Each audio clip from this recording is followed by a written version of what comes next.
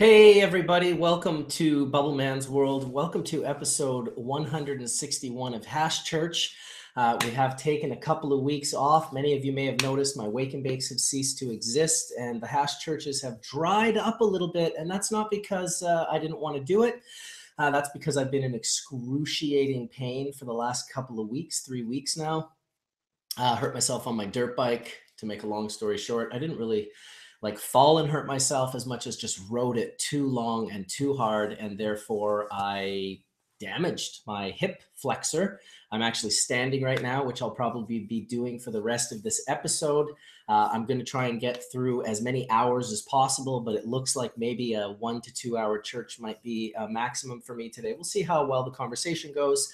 I wanted to have a conversation about hashish today, so I have tried to get in touch with some hashish guys, Michigan Melts, Dab Logic, Solventless Mind, of course, as well as many of our regulars. And as always, it's hard to get in touch with them at 9 in the morning on a Sunday. So why don't I invite in our regulars? We can get Monsieur Etienne Fontan into the room. Oh yeah, I've also invited Maple Butter in. Guys have been making some really nice product here. I wanted to invite them in because they also grow their own product. And I think it's hard to talk about hashish without really discussing growing for hashish. So without further ado, I will send out the invitations and let's see if we can't get some friends into the room. There we go. There we go. I hope everyone's doing well today. Oh, you can't connect, eh? Hotmail's gonna give me problems. Yeah, it's not gonna let me send out the email. Whoo! All right. Let's let's try that again, I guess. It works. That worked. I sent you the Facebook message. Then I went to send email message to Wade, to Logitech, and to my friend Neil, and it's actually not working. So I'm gonna just have to take a few seconds here. Well, you do that. I just got the IACM news, so I'll be happy to read some news while you do that. Oh, thanks, brother. Absolutely. I'm here to cover. All righty, people. So it's been a few weeks. Happy daylight savings time change. And shout out to all the CBD people. They're catching a lot of flack right now in the United States. They finally sent out those letters that we were expecting finally to scare everybody in the CBD realm. But today's top thing in the news is THC may be effective in the treatment of sleep apnea. According to a clinical study of the University of Illinois Chicago, THC was effective in reducing symptoms of patients suffering from obstructive sleep apnea. 73 adults, 25 received a placebo, 21 received THC daily, and 27 received 27 milligrams of THC 1 hour before bedtime for up to 6 weeks. And as I'm going in here, authors concluded that these findings support the therapeutic potential of cannabinoids in patients with obstructive sleep apnea. So there we go. Another one that came out, study of the University of Lyon, France, is cannabis use resulted in a small increased risk of causing fatal accidents. As we know, drug driving is an issue, especially with inexperienced users, as we know. So that's a major situation that still has to be dealt and confronted with, even in our community. Medicines Agency issues warning to companies selling CBD and claiming anti-cancer effects. This is a very interesting way the United States is going after it. They're not going after it saying it's a Schedule I drugs. They're going after claiming any type of medical effect. If you're trying to say that, CBD stops or, cancer from moving, et cetera, et cetera. They're coming hard right now on CBD products because they've made a huge proliferation across the board. So you're starting to see a crackdown finally of some of these purveyors, because as we know, there's a lot of people out here selling a lot of bullshit CBD products, putting CBD this and making all kind of claims. And it's, we have to be aware of claims, people. It's very dangerous when we say that this thing is going to help heal or do something when we have no science to back it up except anecdotal evidence. And I was talking to Hillary Black about this very thing just yesterday. She was like, what do you think about all these claims? And I'm like, claims? And she's like, well, you know, the CBD claims, and then now CBN and CBG claims. And I'm like, what do you think of it? I'm like, well, I mean, personally, I think that it's much like, you know, everything. There's little grains of truth throughout the center, and then people, you know, just sort of wrap bullshit around it to make sales. CBD is a tough one because it's one where so many people are willing to try and make money with CBD that it's I don't know. I definitely believe there's medicinal components to be had. It's a cannabinoid. There's something going on there, but it's a tough one with all the claims that people are making right now, for sure. Well, we have to have science to back up those claims, and that's one of the things why we got into testing and doing all these things in the first place. Is we wanted to debunk these misinformation and start isolating reality to start pointing things in a proper direction. And you know, we've had a proliferation of all these Johnny-come-latelys who see money and have dollar signs in their eyes. They're selling everything from CBD infused water, which, you know, we know CBD doesn't infuse in water, and various other realities that people are trying to, you know, punch their ticket into the regular market. What do you think of all this, Sam? You've got to kind of be amused by all this since you've discovered and discarded CBD years ago. And now to watch this proliferation of this commercial idiocy has to trouble you somewhat. Well, I mean, if they're making claims from CBD or any other cannabinoid, then they need to really put up or shut up. I personally believe it has a lot of uses, but I don't make claims. And besides that, you know how I personally feel about CBD. You love it. It's your favorite. But, you know, this is something we're fighting all around the world because supposedly, you know, CBD was made, you know, people are mailing it. You know, people are, you know, you saw Target actually sell CBD products and actually have them pulled within a few hours of actually going online. So there's major issues that, I mean, investors are looking at, that they've looked past the, you know, the Schedule I reality for a lot of people and have thrown caution to the wind and have backed CBD unlike anything that I've seen, you know, in our world in a bit. Yeah, it's true. It's definitely, I mean, I see it as clear as day. It's like,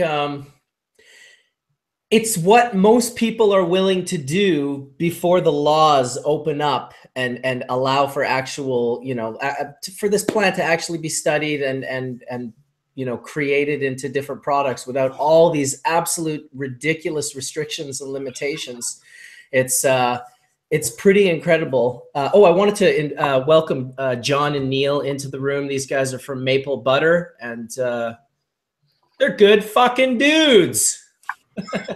What's up, Marcus? Thanks for having us. Guys? Yeah, guys, welcome. I'm enjoying some maple butter as we speak here. Actually, I'm kind of trying to figure out which one I should go in on. I've really been loving the Rockstar Kush. It's so stable. Yeah, it is a little bit more sappy than the regular ones, but very cushy. What makes it Rockstar compared to your regular standard Kush? Oh, it's just the genetic, it's just a Rockstar Kush. Is there a specific to it, or is it just a nomenclature? Probably have to ask Ramo. I know he's been growing it for quite a while. Yeah, I'm not quite sure myself. I just that's one that we picked up along the way. Not one of our stable genetics that we have here. There was a few rock stars over the years. I remember Bong Guru came out with a rock star back in the day. And then I think Soma's Rock Bud and Sensi Star cross too. I think that was a rock star. Oh, okay, yeah. So many things to keep up with. Yeah, that's why I asked, because the mutation of these genetics and names and nomenclature, you know, people want to know and need to know so that we can clarify some of this, because there's all kinds of names that we've thrown on things that are same genetics, but now we've got different generations growing up thinking this is this when it's really this, because, you know, somewhere along the name somebody changed the name. So just trying to dispel the baloney. Woo! Let me tell you. That was really good. Why is Johnny B not in here? Where did Johnny B go? Sorry, guys. I'm not my usual self today. I'm a little off. I'm not gonna lie. sorry to hear about your back, buddy. I know back injuries are painful. They take time. I've accidentally pinched a sciatic nerve, and if you've done that, you know how quickly you can be immobile. I actually have pretty good mobility. What I've done is I'm pretty sure I've damaged my hip flexor, and we have quite a few hip flexors, but the one that I've damaged in kind of, you know, where your leg plugs right into your hip, there's these muscles and ligaments that go all around there. It's very similar to a rotator cuff, which if you've ever damaged this rotator cuff, like it can take months to heal. And in fact, a lot of times people end up going in for surgery to heal little tears in that muscle. It feels very much like that in my hip. It doesn't really hurt in my back as much as right under my left ass cheek. It's just emanating a throbbing pain, and it really sucks. Welcome, Mr. Dr. Scialdone. How are you doing today? Hey, Marcus. How are you? I'm hurting. Buddy? Yeah, let me tell you, I've been in some weird, crazy, excruciating pain for the last couple of weeks.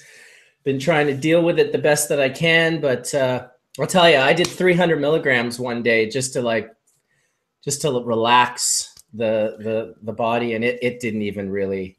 What did you do? Did you lay it down? No, and you know what? It was Flav 421 who really put it together for me, because he was like, "What's wrong?" And I'm like, "Oh, I really messed up my back, and I don't know exactly what it was." And he's like, "Well, what were you doing?" And I'm like, "Well, I dirt bike." And I dirt bike a lot, like 4 hours a day for 3 days. And on the third day, I did 6 hours. I don't sit down on my bike. I ride on my pegs standing. So if you got into the position of a goaltender where you bend your legs and that's the position I was in for 14 hours in 3 days. Yeah, you strained all your muscles. Yeah, well, Flav, who used to be a goaltender, was like, "Oh, dude, you probably fucked up your hip flexor." And then, of course, he's like, "Oh man, that could take a year to heal. Like, that's a bad one." Ooh. I was like, "Oh, thanks for the good words, bud." Well, you'd rather know the truth, and sometimes you don't want to know the truth, but in this case, you do, because those types of injuries are, you got tendons and everything involved, and they have to do their thing. Well, as always, during an episode of Hash Church where I have a specific conversation to take place, 90% of the people that I've invited have not responded. It's Sunday, so I suspect they'll be sleeping till 11 or 12 o'clock. I'm not too sure if they're going to come in a little bit later. Hopefully they do, because I liked the idea of having a nice conversation about making hash today. Hey, listen, it's no problem, Marcus, because I know everything about hash. I know. Why don't you share some with us? Yeah, share your latest patents as well, so we're aware of the list that we're up against. I'll tell you the honest truth. Until 5 minutes ago, I was asleep, and my wife woke me up and said, "Don't you want to go to church?" Oh my God, that's awesome. Well, thank her for us. Yeah, that's awesome. Good on you, Diana. Keeping the skunk man in check. Hey, it's church, dude. Wake up. Hey, do y'all do daylight savings time in the Netherlands? Yes, we did it 2 weeks ago, or 3 weeks ago. I forget when it was, but we're all in sync again. Nice. It's good to be in sync. Oh, we got a bunch of people in the chat room. Should say hello to Jay Hendricks and PK Brewer, Getting Peeled, Cartwheel 406, and Ron Jones, the Spokane Cannabis Review, Sungrown Trichome, Samurai Sam is in the house, and Melty Heads and the Grove Green Show, and everyone else. 70s Mama, thank you guys for all showing up. I know it's been a while. It's at least been 14 days since I have not put up like a live video, even just chat for everyone to kind of come and talk. So I'm sure I've been getting lots of emails and lots of messages. Hey, what's going on? What's going on? What's going on? And it's like, well, what's going on is excruciating chronic pain that will not subside. It's got my brain on fire, and it's quite something to try and notice notice pain and be with pain. And it's definitely something else for all of those out there who are suffering with chronic pain. I definitely feel for you. It's easier to feel for you when you're in it yourself. That's for sure. Yes, nothing like forced empathy through experience. Right? That's fucking the truth. Carrying on with the news here, there's a new research center to study medical cannabis that's going to be set up in Australia. Apparently, Australia is really kicking it off. There's the Australian Centre for Cannabinoid Clinical Research Excellence, ACRE, led by Professor Jenny Martin at the University of Newcastle and Professor Nadia Sawalij at the University of Wollongong. So there we go. We need more of that going on. Indeed. Hey, what's going on, Abe? Can you hear me, bud? Can you hear me now? Abe. Well, I'm sure he's going to figure out his audio and his mic. Abe is a hash maker, actually. I posted on Facebook yesterday just saying, hey, are any hash makers want to come in and talk a little bit? And he posted a lovely photo of some of his works. Let me see if I can actually bring You mean the red-headed wook right there makes hash. Yeah, can you imagine? I know. I'm shocked and or awed. Yeah, I liked it. Let me show you what he did here real quick. Well, he's hearing us because he's smiling. This is what he did.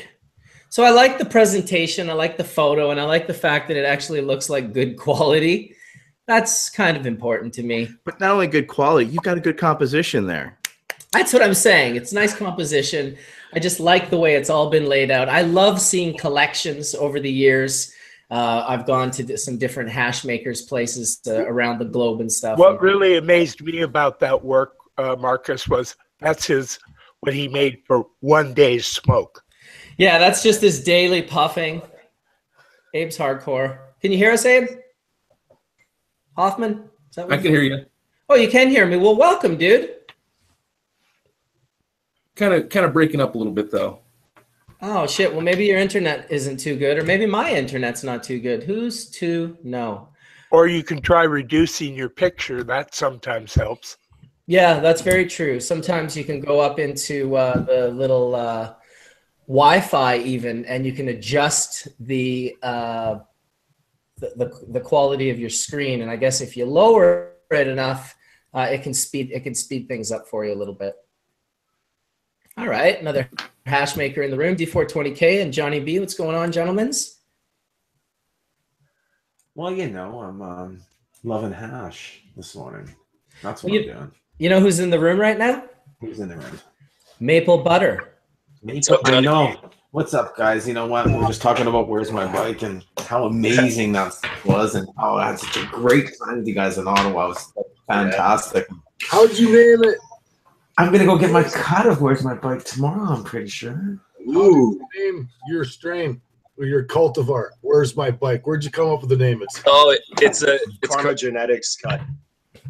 Yeah, it's Karma's Genetics. He lives in Amsterdam, and I guess Karma's awesome. One of his buddies or someone puffed it and kind of lost his bike. Everyone rides bikes in Amsterdam. There's a lot of bikes. You could lose your car if you haven't been there much, but losing your bike, that's a good one. It has nothing to do with how often you're here. I can honestly tell you the truth.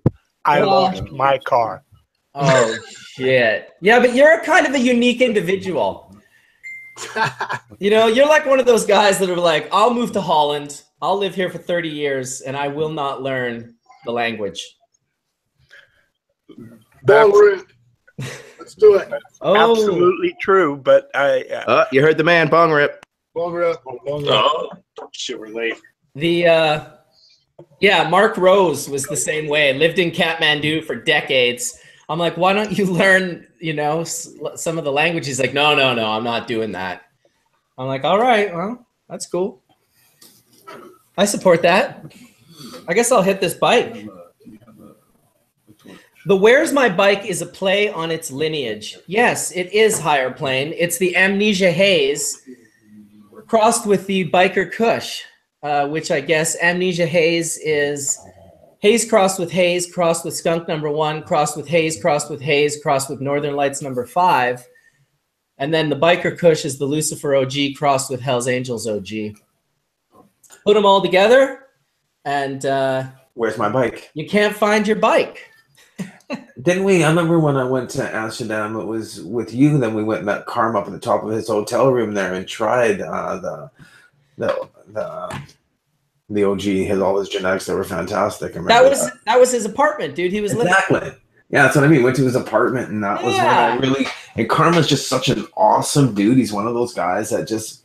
I love Cushes. So Karma, great job. Oh yeah, dude. You know, I mean, I was like in love with his weed. He was like piling it. He's like, "Here, take this, Johnny B." And I was like, this is what I need because it's what helps me get through my daily pain and stuff. Cushes are definitely my medicine. But when I was in Amsterdam, that was my go-to there. And then I went to Dampering, of course, see Jason, and then over to what was the other one? Gray Zone. Those were the two places, and Karma, of course, hooked it up. So definitely, I'm dying to. You mean the gray area? In the gray area. It's a little bit gray over there. What did he call it? I probably said zone. see, I say things backwards. People are really getting used to that. Mark knows it like 100%. He corrects me at getting my insurance at the auto place. And he looked at me. He goes, "Hey, you didn't really mean to say that." I got you, brother. I got you. If you like hazes, got me. Another popular coffee shop is Katsu. Katsu. Yes. Katsu. That's where I go. As they've got the hazes, the NL hazes. Who's heading to Amsterdam? And they sell it by the bud there at Katsu. They don't sell it by the gram, which is another reason why I like going there. I remember in 1998, Adam made some Sage 2.0 water hash, and it was for sale at the Katsu. And man, I'll tell you, it was just like, "Hey, what do you want to do? I don't know. You want to head back down to the Katsu? Yeah, let's go down to the Katsu." It's like, we were just there yesterday night, like late. It's like, well, let's go get some more. Just couldn't fucking get enough of that, like Sage 2.0. Even the play on the name with the water and it was just. Was that the stuff that he pressed into little cards? Exactly. With that stuff was really spectacular. Yeah. And when you mixed it 50-50 with skunk #1 resin, it really made something special. I really, really liked it. Yeah, well, it was definitely terpenoline rich. It was definitely like some high anxiety resin, which of course you would really, really like. I also really, really like that. It's funny because a lot of people really, really, really don't like that. You give them a blast of that and they're just like, "Oh man, I feel like you like jump-started my central nervous system." It's like, yeah, dude, that's what we just did. But to each their own, to each their own. Different smokes for different folks. Yes, that's like a shirt from 1968 or something. I love it. Or different saturation points for every endocannabinoid system. Right, now that's a little more 2014. My wife says the same thing, that I'm still wearing the shirt from 1968. Would I please take a shower? Oh, shit. Dude, I love when your wife posts pictures of your guys' travels and you know when you guys were real young. It's very neat to see. That's that could be honestly like a book in itself. I honestly can't remember when I was real young. It's just too long ago. Well, that's what the beauty of pictures are. You know, you can look at the pictures and be like, "Oh shit, that was me. That was me." Did I tell you guys the funny story, the "that was me" story of the guy who hit the DMT in Nelson? Bunch of people standing around and he hit the ground in front of us and he was doing this crazy Homer Simpson, like full-blown freak out. And we were all like, "Whoa, he is tripping balls." And then out of the blue, he like does one of these moves where he just pops up off of his shoulder onto his feet, kind of backwards, back into the crowd of people, like with us, looking down, and he goes, "That was me tripping like that." Like he came to this realization that it was fucking one of the funniest things ever. Yeah, DMT will do that. Which reminds me, for those of you that have not checked it out, I wanted to start the episode with this actually. You should absolutely go, you know what, turn Hash Church off right now and go listen to the Joe Rogan podcast with Paul Stamets. It will blow your mind. I was bummed it was only 2 hours, but one of the greatest podcasts, listening to Paul Stamets, talk about different mushroom trips and just all the different information that he's been pumping out about the fungi's. Inspirational for real. And don't really turn off Hash Church. You can just go watch it after. It was good. Yeah. It was great. Looks like a lot of the people in the audience in the YouTube chat room absolutely watched it and loved it. There I was. That was a great podcast. I caught that one. Did you? So where are you located, man? Hopefully close so we can smoke some of that hash. Oh, I'm guessing America. Although every question I ask, I don't think that he hears me because hugging the tree lightning storm. Yeah, Andy Bravo, 20 grams of mushrooms. I'm in Spokane, Washington. Oh, Hey, you're just around the corner. It's not too bad. Spokane, Washington may have been the. I do hear you. Oh, good. Well, excellent. So you're Yes. pretty close to Abbotsford. That's just over the border. Just a hop, skip, and a jump across the border. Hey, I'm just like a hop, skip, and a jump away. Not that far from Paul Stamets either. Nice, nice. Yeah, true enough. I'm not sure if he's still in Olympia. I'm not sure if he's. I think he might have moved. Oh, if he's moved from Olympia, then yeah, I haven't been up there in a long time to his place. I could be wrong, but he definitely still lives in Washington. All right, well, let's talk hash, guys. This is a hashish episode. Let's talk hash. I kind of wished I could have gotten in touch with Solventless Mind because he's just been crushing the hash game lately. But such is life when you're in chronic pain and you have no chance or ability to get up off the couch and actually send a message to someone to do the pre. I'd love to do the pre-check on to see if everyone's equipment's going to work, but I just don't pull it off. I'm just not professional enough. So that hash is working pretty good for your pain, eh? I mean, yes and no, Johnny B. It's definitely like there are moments, whereas I suspect a lot of people have this that have great levels of pain. There are moments in the day where the pain is just much, much greater, where you just get a 2 or a 3 or a 4 hour period where nothing seems to release it at all. And that's when you get into the good old heavy doses of tinctures. Yeah, or those nice roll-ons with terps that I got from Dr. Natasha, which were really good. So there's all these different ways, but everything here, this is actually an extraction made with Harlequin and Haley's Comet sugar leaf, which is all CBD, put into a tincture. So when I'm in a lot of pain lately, I've been kind of using this, and I have a CBD roll-on for my knees, which is also made with, go figure, hash, right? So I have most of that stuff as well, different creams and salves and tinctures and capsules and whatnot, but my pain threshold is so high that it's doing very, very little to actually relieve the pain. The pain's just insane, dude. Even right now, it's fucking throbbing. yeah, well, that's when you get on those well, for me, I took a bunch of sift that came out of a trim bin. I did some trimming through some trim bin with roughly about 100 micron screen, I think, that sits on top of those. And brought that home and cleaned her up there on Friday. Just threw on the screen, did the static clean, and man, that's what I'm hitting right now. And believe me, it's doing really well. I mean, there's different ways of being able to get what you need. But for me, I'm a daily hash maker, just like yourself, and a lot of other people here. And if I'm not squishing, I'm sifting. If I'm not sifting and squishing, I'm washing. But right now I'm not washing because of the neck. So I'm doing lots of sifting and squishing. I would not be surprised later when I go to the hospital and get x-rayed if they tell me my hip is broken. That's the kind of pain that I'm in. And it's just been consistent for like a couple of weeks now. Yeah, well, then it's time to go get some x-rays. Yep, gonna have to do it. And since you broke it 2 weeks ago, it really makes no difference now. I'll just have to they'll tell you to lie down. Which is what I've been doing anyway. I've broken 16 bones in my life, including my collarbone and my wrists, most of my fingers, my thumbs, my both my wrists, my ankles.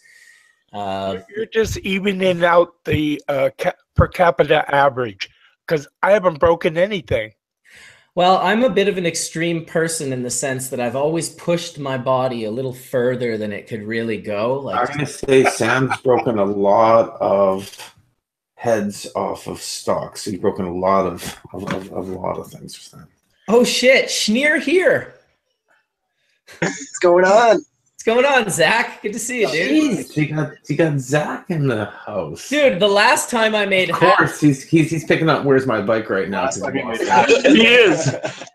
the last time I I know made why hash was with Zach. We made hash for, was that like one straight day? Yeah, oh yeah. 2 days. Yeah, I thought so. We did a couple of days. That's right. So out in Toronto I area. spent the night on the couch eating pizza. That was that night that I showed up and left when you were sleeping. Yeah, you finished our extra large pizza. We went down in the morning to eat a piece, and we were like, "Holy shit, he ate the whole fucking thing." I actually took a couple pieces on the plane.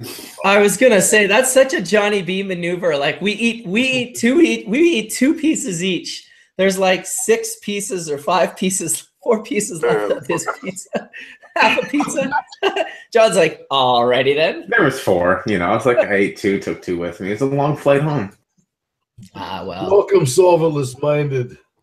Hey, Hashi, you made it. How do I use this?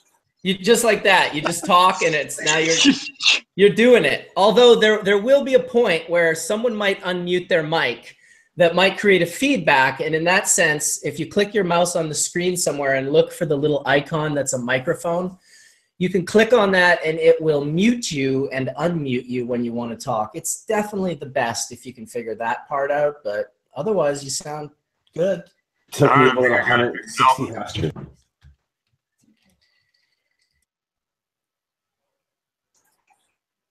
So what is good with it?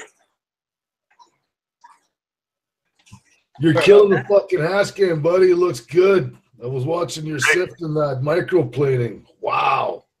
Wow. Microplaning? Where am I watching the microplaning? Microplaning or sieving? Sieving, sorry. I was going to say, we got to be specific because we don't want to call, Solventless a microplaner. Yeah, I heard that guy I was like, microplanes. microplaning. I was like, geez, that's kind of new. I haven't heard that before. Well, you've microplaned before, haven't you, Johnny B? Oh, I've done a lot of things with, 100%. I've done some planning. I've done some. I've really, if there's anything new I can learn, that'd be fantastic. I'm always willing to find and learn new things. So it's all about the hash, which is nice. Well, it is all about the hash. And as far as I'm concerned, it seems to all be about, at least for mechanical screen separation and water hash, it seems to be about capitate stocks and the sessile stocked trichome, because I don't seem to pull out as many of the bulbous as I do of those particular two. To me, it's always made the argument as to why oil comes out with a higher yield. Although I know Indra and other people claim that the oils are present inside the plant, not just in the head. But for me, I've only really ever seen it in the head. I've only experienced it in the head. And so those 2 types of heads are the heads that I'm looking to extract. But before I get to looking to extract heads, I need to find people that can allow those heads to express themselves to the maximum potential of their genetic ability, as well as the variables that are going on in the room, the greenhouse, the field, wherever it happens to be growing. So mostly development that I've seen when I've brought you hash from other friends of mine, and you've cleaned it, and you're like, there's nothing there. Yeah, well, it's the classic question. It's the classic question. Hey, how do I get my hash to melt like yours? Oh. You got to grow it first. You're not gonna. Well, I told Solventless Mind this just the other day. I just said, well, you have to grow better buds, or whoever you're getting your material from has to grow better buds. It's always nice when you're in the situation that Maple Butter's in, where you are controlling that aspect because you're growing that bud, and it's not easy to find that quality of material just out in the world. And to be honest, yeah, it's taken years. And to be honest, I said this as well to Solventless Mind the other day. The guys that you know of as the best hash makers, the most key important factor in all of that is that they either grow or get given the best quality material. That's step 1. It's just step 1. If you're not getting that material, it's very hard to polish a turd. And you sometimes even see varieties that will produce really great hash, but just not very much of it. What you really want is both. You want great hash and lots of it. Yes, absolutely. Once you get to great quality resin that you can unveil to beautiful quality hash, it's the next most sensible thing is that you want to get a great yield off of it. And that's why you've heard me raving about this Where Is My Bike? Great taste too. 28 to 30% squished out of a rosin press. Every time, like, you can't believe it. You just put a little bud in and then it just squishes the most, like 30%. And I know there's people, oh, why we get 32, we get 35. I'm like, great, good for you, wonderful. But is it of a profile that's this exciting? I swished it. Do you consider that hashish, or do you consider it oil? I consider it oil, and for whatever reason, people get pissed at me for that, which is like, I just consider it that from basically the book that you and Rob wrote, the information from the old schools that's been passed down. I always thought that intact glandular trichome heads, even pressed, it's hash, but completely melted and extracted into a liquid. It's kind of the fact, like when we came up with full melt and full melt clear dome, and then Jeff Church took it the step further and came up with the melt, star melt categories, which the 1, 2, 3, 4, 5, and 6 star. That's for the melt factor. So when I started going to the cups and seeing booths that were oil people, like full-blown oil companies, and I'm not saying that is a bad thing, it's just what they specialize in, called 7 star. And it's like, listen, you understand that the star rating is for the fact that the hash melts. And if you Marcus, a separate little thing here for 1 second. Yeah. What made the most bubbles that you've seen? Was it dry sift, water hash, rosin, or what? For me, like, the meltiest product has been, at first, by far, was your sift. The first time I saw that, I was just like, what the fuck? This is insane. Because people, like even me, who was helping, popularize these terms and telling people, no, you think it's full melt, it's really like half sizzle. Like it's faux melt at best. Because people have definitions and they want to be like, oh, my shit's full melt. And it's like, that's fine. It doesn't hurt anyone if you want to say that. But if you're a dispensary and you're calling it full melt and someone comes and pays $80 a gram for it and it's like half sizzle and it's like just like moisture on the top of it sizzling, that's not full melt. The first time I saw your shit, it turned to water and dripped through the screen. It took me a few more years to get to a point where I could grow resin that well to produce into hash. And I would say that the best water hash I ever made was pretty much on par with the best sift that I ever smoked. They were both like 10 pluses. You wouldn't kick either of them out of bed for eating crackers, so to speak. If that makes sense. I guess what I was really wondering, because I'm pretty familiar with the first two, was if the rosin was ever more bubbly. Well, I've seen rosin froth, but it's different. It's oil already, so it's not quite the same as like whatever that violence is that's happening inside the hash, where these terpenes or whatever are just exploding and trying to escape. That process. No, that's not. Well, whatever, Mark. You know what? We'll get right back to you in 1 second. I just want to finish the thought. Okay. While it's boiling and melting like that, for whatever reason, to me, it's like a 6-course dinner versus rosin, which is more like a dessert to me. I smoke rosin and I love it, but it doesn't feel as fulfilling as whatever's going on in the hash that's boiling and melting. Go ahead, Mark. Oh. That decarboxylation, right? It's the conversion of T to 10. That You're breaking up really bad, Mark. Those molecules. Can you guys hear me now? Now we can hear you really good. Yeah, you were breaking up bad. Okay. Maybe okay, you should I'm kill sorry your about that. picture and just talk. My power cord got fried last night, so I'm on my phone. I'm not usually on a laptop, so Oh shit. I apologize if I'm not coming through clear. I lost both my headphone and my computer in one day, so I got to go to the Best Buy. But I'm here in sunny Southern California. I'm going to go later on. So maybe we'll hook up from Chris Barone's lab later if there's still a hash church going on. But Mark, what I was saying was that bubbling that you're seeing is the decarboxylation of THCA to make THC. And so when that heats up, it carboxylates, and the more heat that you're putting in, the faster that's going to be, and the more the frothiness may of the types of fats that may be in there, because certainly things are going to be a lot more viscous if there's more fats and larger molecules there. But also, Mark, the higher the terpene content, the more rapid the bubbling. I guarantee it. Yeah, well, it's got to be something like that. Otherwise, all hash would bubble like that while you were lighting it, and it's just not the case. It's all decarboxylating, but it's not all melting and bubbling. There's a subtle difference between the way that the hash is prepared and how it actually behaves, bubbling sort of process, right? None of the hash that I ever made dry sifting, even a year or two old, was ever decarboxylated. It was always in the acid form. Yep. Man, those guys look like they're having too much fun over there. It's like mad action. Look at them all. They all look at the camera at the same time. I don't know what's going on over there, guys. We're just showing off here. we got some nice, big, huge jar of sift here. We did.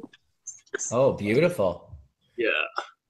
It's always nice to have a big, huge jar of sift. Although, when you get to be obsessive compulsive sift cleaner guy, every time you see sift, you're like, I wonder what the percentage of contaminant is in that. Yeah, well, John's gonna go through this, so it'll probably be down to like a quarter of this jar eventually. So that's still great. Yeah, man, for sure. That's I guess, what is this? A 5-minute tumble we did on the last whole crop mix. Well, that's a world away from the Great Gardener's 24-hour tumbles that he does. Yeah, we did this one. We froze everything. We tumbled outside. It was minus 12 this week here, so we use the outdoors to our advantage. If you measure the THC of that, what is it at? When I used to do just sifting of unmanicured buds, we used to get about 33% THC. What is that? Do you have any idea? I don't have an idea, but I know like it squishes at about 50 to 60% on rosin, just as is. So it's got to be up there. It's got to be up there. That's pretty good. Getting 50% out of it. That's pretty It's decent. THCA, not THC, correct? No, it's THCA, correct. And if I completely cleaned up resin so that it was 99.9%, and I measured that, it was in the very, very low 80s. Yeah. Go ahead. I think that's what I think Tony was analyzing some of his rosin when he was doing the pens, and it was roughly about that 80% THC on rosin, and then 12% terpenes on his sauce, or now he's bringing it down to like 8% or so. But I'd figured it was about, let's say this must be around 40%, 50% THC. I would say maybe 40% THC as is before cleaning. Yeah, well, getting 50% return on sift, like having 50% heads, is definitely a pretty decent. I've seen much lower. Most farmers grade is much lower, because most people, it's a counterintuitive thing. Once again, it's like, let's turn this on and tumble it for a full day, so we make sure we get everything. It's like, I'll usually do 3 tumbles. The first time I tumbled. What's that, Abe? I said, I remember the first time I tumbled. Nice. Tumble it. Do you even sniffed, bro? Yeah. Hey, welcome, Dragonfly. Josh and Kelly in the house. The Tree of Life. Hey, guys. Nice to see you. Nice to be seen. Nice to see you as well. Yeah, definitely. We're in Spokane right now, actually. We are. Really? Yeah. So is Abe. We should meet up and burn one. Let's do it. Let's do that. Nice. You guys absolutely should meet up and burn one. I just met Abe myself, but he seems like a pretty solid dude. And Kelly and Josh are like the nicest people you'll ever meet. You know what? Y'all should burn 2 for all of us. Yes, I got you covered. Got you covered. Hey, Marcus, we had the best time. Or do what I would do, which is smoke a pipe or a bowl of hash. There you go. We will most definitely join. Yeah, the best night is right. That was so wonderful, dude. Josh and Kelly gifted my wife and I some tickets to go see Roger Waters recently, and we got to sit with them, and we got to smoke pure hash joints in the crowd while Resist was being put up on the giant screens, and the security guards were coming and telling us, "Hey, you can't smoke that, bro. You can't smoke that." It was quite That is an one of the experience. coolest shows I've ever been to, too. Just people passing around joints and pipes. Dude, it was so cool. The joint that they lit was from my friend in the Kootenays, a pure hash joint, and I'm telling you, this thing was like a house fire. It was like It was like we set our chair on fire. It was not your normal amount of smoke, and no matter what kind of hash was it, Marcus? Because it's not easy to roll really, really, really high quality resin into a joint. It just melts and bubbles. You are correct. You are correct. So what my friend does is he uses some lower quality or contaminated dry sift with, natural plant matter like trichome components that aren't glandular. And he gets it down to it's like a gram per joint. And I smoked one to my own head. You definitely get pretty high if you smoke a whole one to yourself. My most watched YouTube video is smoking one of these pure hash joints. It's like 1.3 million video views. So they're awesome little joints. For me, when they said they had one, because they make these beautiful little, they got these little guys here that they gifted, but I don't smoke these kind of joints. So these are going to some friends of mine. But when they were like, well, we have a joint you can smoke, and they pulled out a pure hash joint, I was like, now that I can get behind. So good. So good. Yeah, when I saw that video, I went home and tried to make one immediately. Lots of people did that very thing, and it took him a long time to come up with the recipe, to figure out the know-how, because his are perfect. Yeah, it's not easy to do. It's no, and what he used to say to me was, oh, one is nothing. Start doing 100 an hour. If your hash can burn with a cherry instead of really, really, really clean resin, which will melt and drip and bubble, then you can smoke a joint out of it, pure hash. Yeah, exactly. And that was the situation of this. It was just that situation exactly. And the maple and the Where's My Bike was truly phenomenal. While we were there, we got to smoke it, and it was amazing watching it squish out. So good job, everyone. Absolutely. It was fun. I got a little of that Frenchy cannoli bubble hash that he came and made with my friend from High Integrity Glass Art recently. They left it here, so might have to hit a little dab of that right now. How is that stuff?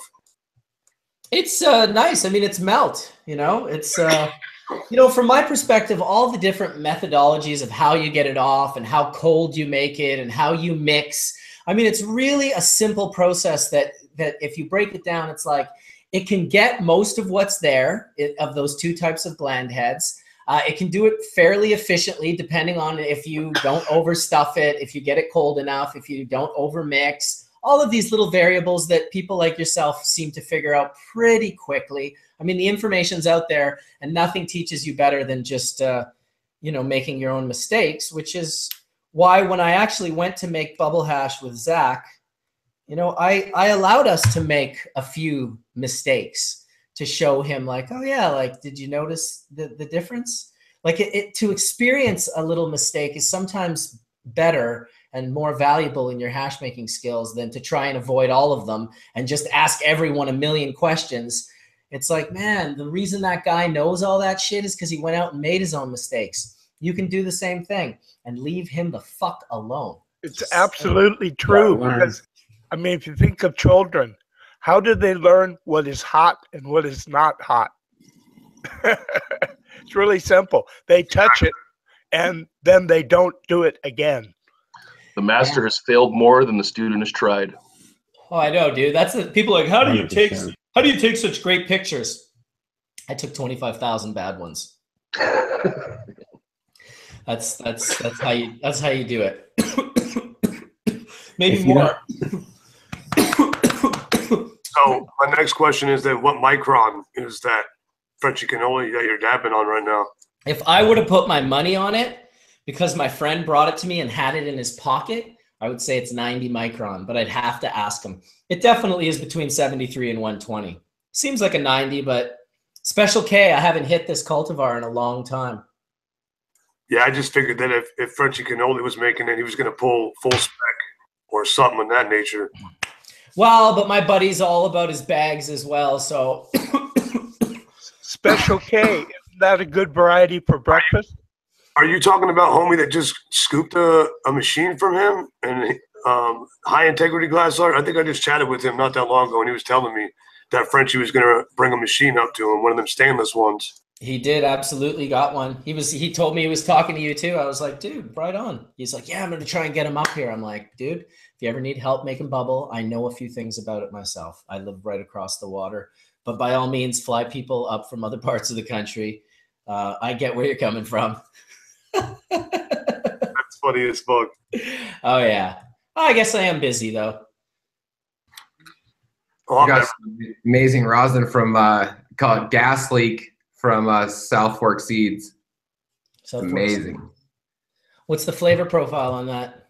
Very gassy. It's the gas leak, so it's like a chem by it's like back crossed 4 times or something like that. Gassy, good. I love gassy. I love the whole gamut. I'm not gonna lie. I love the fruitiness. I love the exotic haziness. I love the gas. It's all good from where I sit. I'll tell you. I look forward to a day where we can pull up terpenes that are less known and pull those up into the more known. You know, producing. What do you got there? A little ball of hash. This is 2.5 years old now from our farm, from our land. And we've been keeping it sealed and everything. It's super squishy and really nice. Outdoor resins from the land. Well, it's been underground on the other side of the border too. That helps. That's the best. You know, when When I did go to the US, I used to do that a lot. It's the way to go. Yeah, on both sides. It was just always so like, all right. Makes you feel really good about going over the border, though. But it's interesting. It's like legal on either side of the border. You know, it's just at that exact line, it's not legal. But Washington, it's fine. BC, it's fine. It's interesting. Yeah. It definitely seems to me that they're going to have to figure out their whole zero tolerance thing when, you know, people are human and mistakes happen, and especially when it comes to medications and pain management and all these other things. I predict right now that commerce and money will be more important. And before Americans and Canadians are allowed to cross the border, if they're admitted cannabis users, they're going to admit tons of cannabis between Canada and America.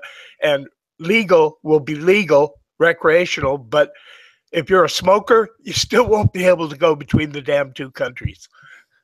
So dumb. It's so dumb. And so true. I agree. Sam. There's so many Canadians that can't go into America for that reason, and Americans that can't come into Canada, but they can fly all over the world. Mexico, Thailand, doesn't matter. They can go anywhere, but not the goddamn US or Canada. It's just retarded.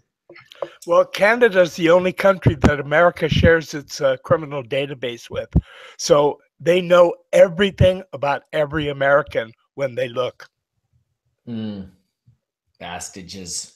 For many years, too. They can look back like, wow. Yeah. You got to get that shit taken.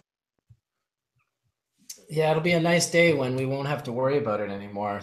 Reciprocity is something that I'm looking forward to in all the different cannabis-friendly, federally cannabis-friendly, you know, countries that have federal programs. They should have reciprocity. You should be able to fly from one of those countries to the other and have your medicine. And for commercial purposes, just like wine, you should be able to buy cannabis, you know, in glass jars or however, from anywhere in the world. There should be not only interstate business like in America, but there should be intercontinental business with cannabis. It should be allowed. At the duty-free shop in the airport, why not? I could buy Canadian whiskey there. Why can't I buy Canadian hash? Well, because one is a tear on the social fabric and one is a healer to the social fabric. So I think they're more into tearing it open than... No, you wait and see, Marcus. As soon as the government is making taxes and big business is allowed to sell it, it'll be just another business. Well, they're doing it here. They just announced the tax on medical cannabis will be $1 per gram, which is, you know, it's like that's pretty high for medical. They're pretty bummed out about it here, but I bet investors were happy. yeah, I'm sure they were. It's now that means an ounce of cannabis at $10 a gram will be $322 Canadian. Oh wow. Via email. Oh yeah, these guys. Maybe they're not investors, they're outvestors. Right, outvestors. There you go. It's kind of like the Rastafarian version of understand is overstand. I always loved that. I used to understand, but now I overstand. Yep. That is the perspective changer right there. All right, so I forgot about these two here. Another hash making couple from the US that I'm going to invite in. And hopefully we can get to talking about some hashish. I mean, let's geek out on this shit. I love it. People want to hear about it. People want to hear about it. More importantly, people want to smoke it. Man, we have come a long way, though. I'll tell you what, in the last 20 years, hashish has come a long way. Incredible. All right. Well, we really enjoyed doing some dry sift the other day when it was super, super low temperatures outside too. And it's really fun to just go out at night with the full moon, with the snow outside everywhere, and set up a little table and a little light and get out the dry sift material and just do a quick little run so it's nice and pure, and then bring it in and smoke. It's been a lot of fun lately. It warmed up now, but I hope it gets cold again soon. In countries like Afghanistan, they wouldn't make hashish from their bulk grown marijuana until there was snow on the ground. It makes all the sense in the world. When you're connected to it, you got other things to do. In Afghanistan in the hills, they're like trying to save their food and everything, and they can just wait on that until the snow comes, and they're like, hey, let's go back to the hashish. And you can save tremendous amounts of money and on your ice too. So and they probably don't have fridges, so it's way easier to wait for the air to be the fridge than anything else. Well, this year, I absolutely want to. Maybe you want to come up for the solventless mine. I don't know what your border scene is like, but I want to sled into the back country, and I want to go to this like many thousands of year old ice cave, electric blue ice walls, like crazy fucking bucket list place, and make some dry sift and do a run of bubble hash and just get in there and make hash and film the whole thing, bring the drone, hook up with my buddy who's got a plane, like just make an absolute like fucking killer video that could last the time. A lifetime. If that's that same ice cave that you're talking about that you had film or your photos of, we're in. That was the most unbelievable photo I've seen in a long time. It's been on my mind. Yeah, it's they are absolutely spectacular and beautiful. I think I showed them on Hash Church or one of my wake and bakes before. It's a place to make would be second to none. There would be no other place to make hash like this, in my opinion. And so let me just get a little picture open to let everyone know what we're talking about. This one's kind of oh, there we go. Kind of surreal, this particular one. It doesn't even look real. And this one I had to climb through a very tight hole, barely a little bit bigger than the size of my body, to get into this open area. Pretty epic little ice cave. So when are we doing it? Well, it's just a matter of enough snow falling and then going. But look at that ice, dude. Dude, I'm down as fuck. Let me know. Look at that shit. And it's like super not easy to get there. Like the adventure will be get there. That's the fucking hole we had to climb through to get into that other little zone. It's so beautiful. And then you're limited for your time. Everything is limited because, you know, as it gets darker, you can't be there because, you know, you'll perish if you try to stay overnight, unless you built a little fire, I guess. But look at the walls. Is the cave the same every year, or does it change from year to year? Have you seen any changes? It changes month to month, dude. This gives you an idea of the entrance and how big it is. You know, those are 6 foot tall dudes. It's like a 30 foot, 40 foot tall. It's like walking into a cathedral. Reminds me of Star Wars. Yeah, honestly, dude, it does remind you of Star Wars. This is taken from the back of the cave with the natural light shining through the ice. That ice is like 20 feet thick. It's pretty awesome. Anyway, I'm not going to show a gazillion more. You guys get the idea. This is what's coming.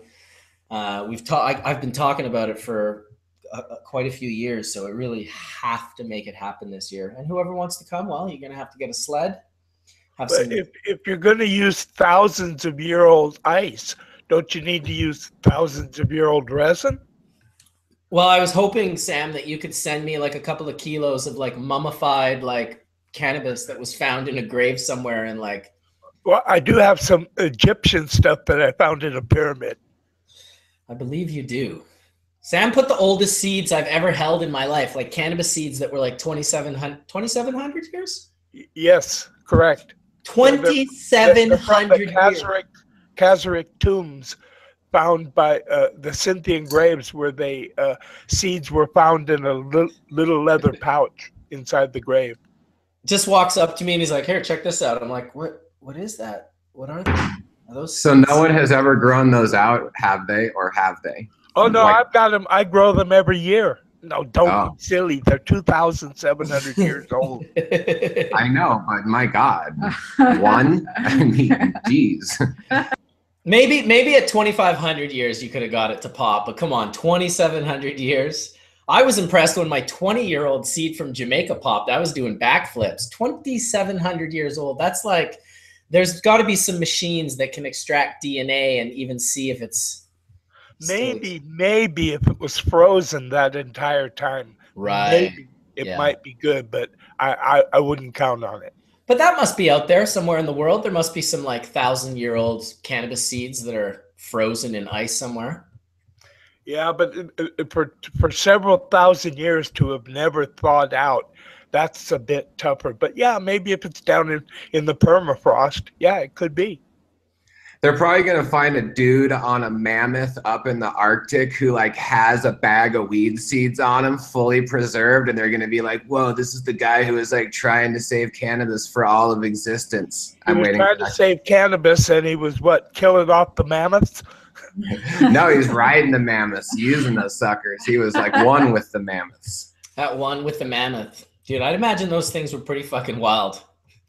Even elephants, like nothing really fucks with elephants. I remember the first time I landed in New Delhi, India, which if you guys have seen what's going on there right now, man, that's crazy. The fucking smog in that city right now is equivalent to 50 cigarettes a day, which is from all these like different festivals that happen. So fireworks that got blown off and then pollution from different plants. They're all just went, it's like yellow air, super nasty.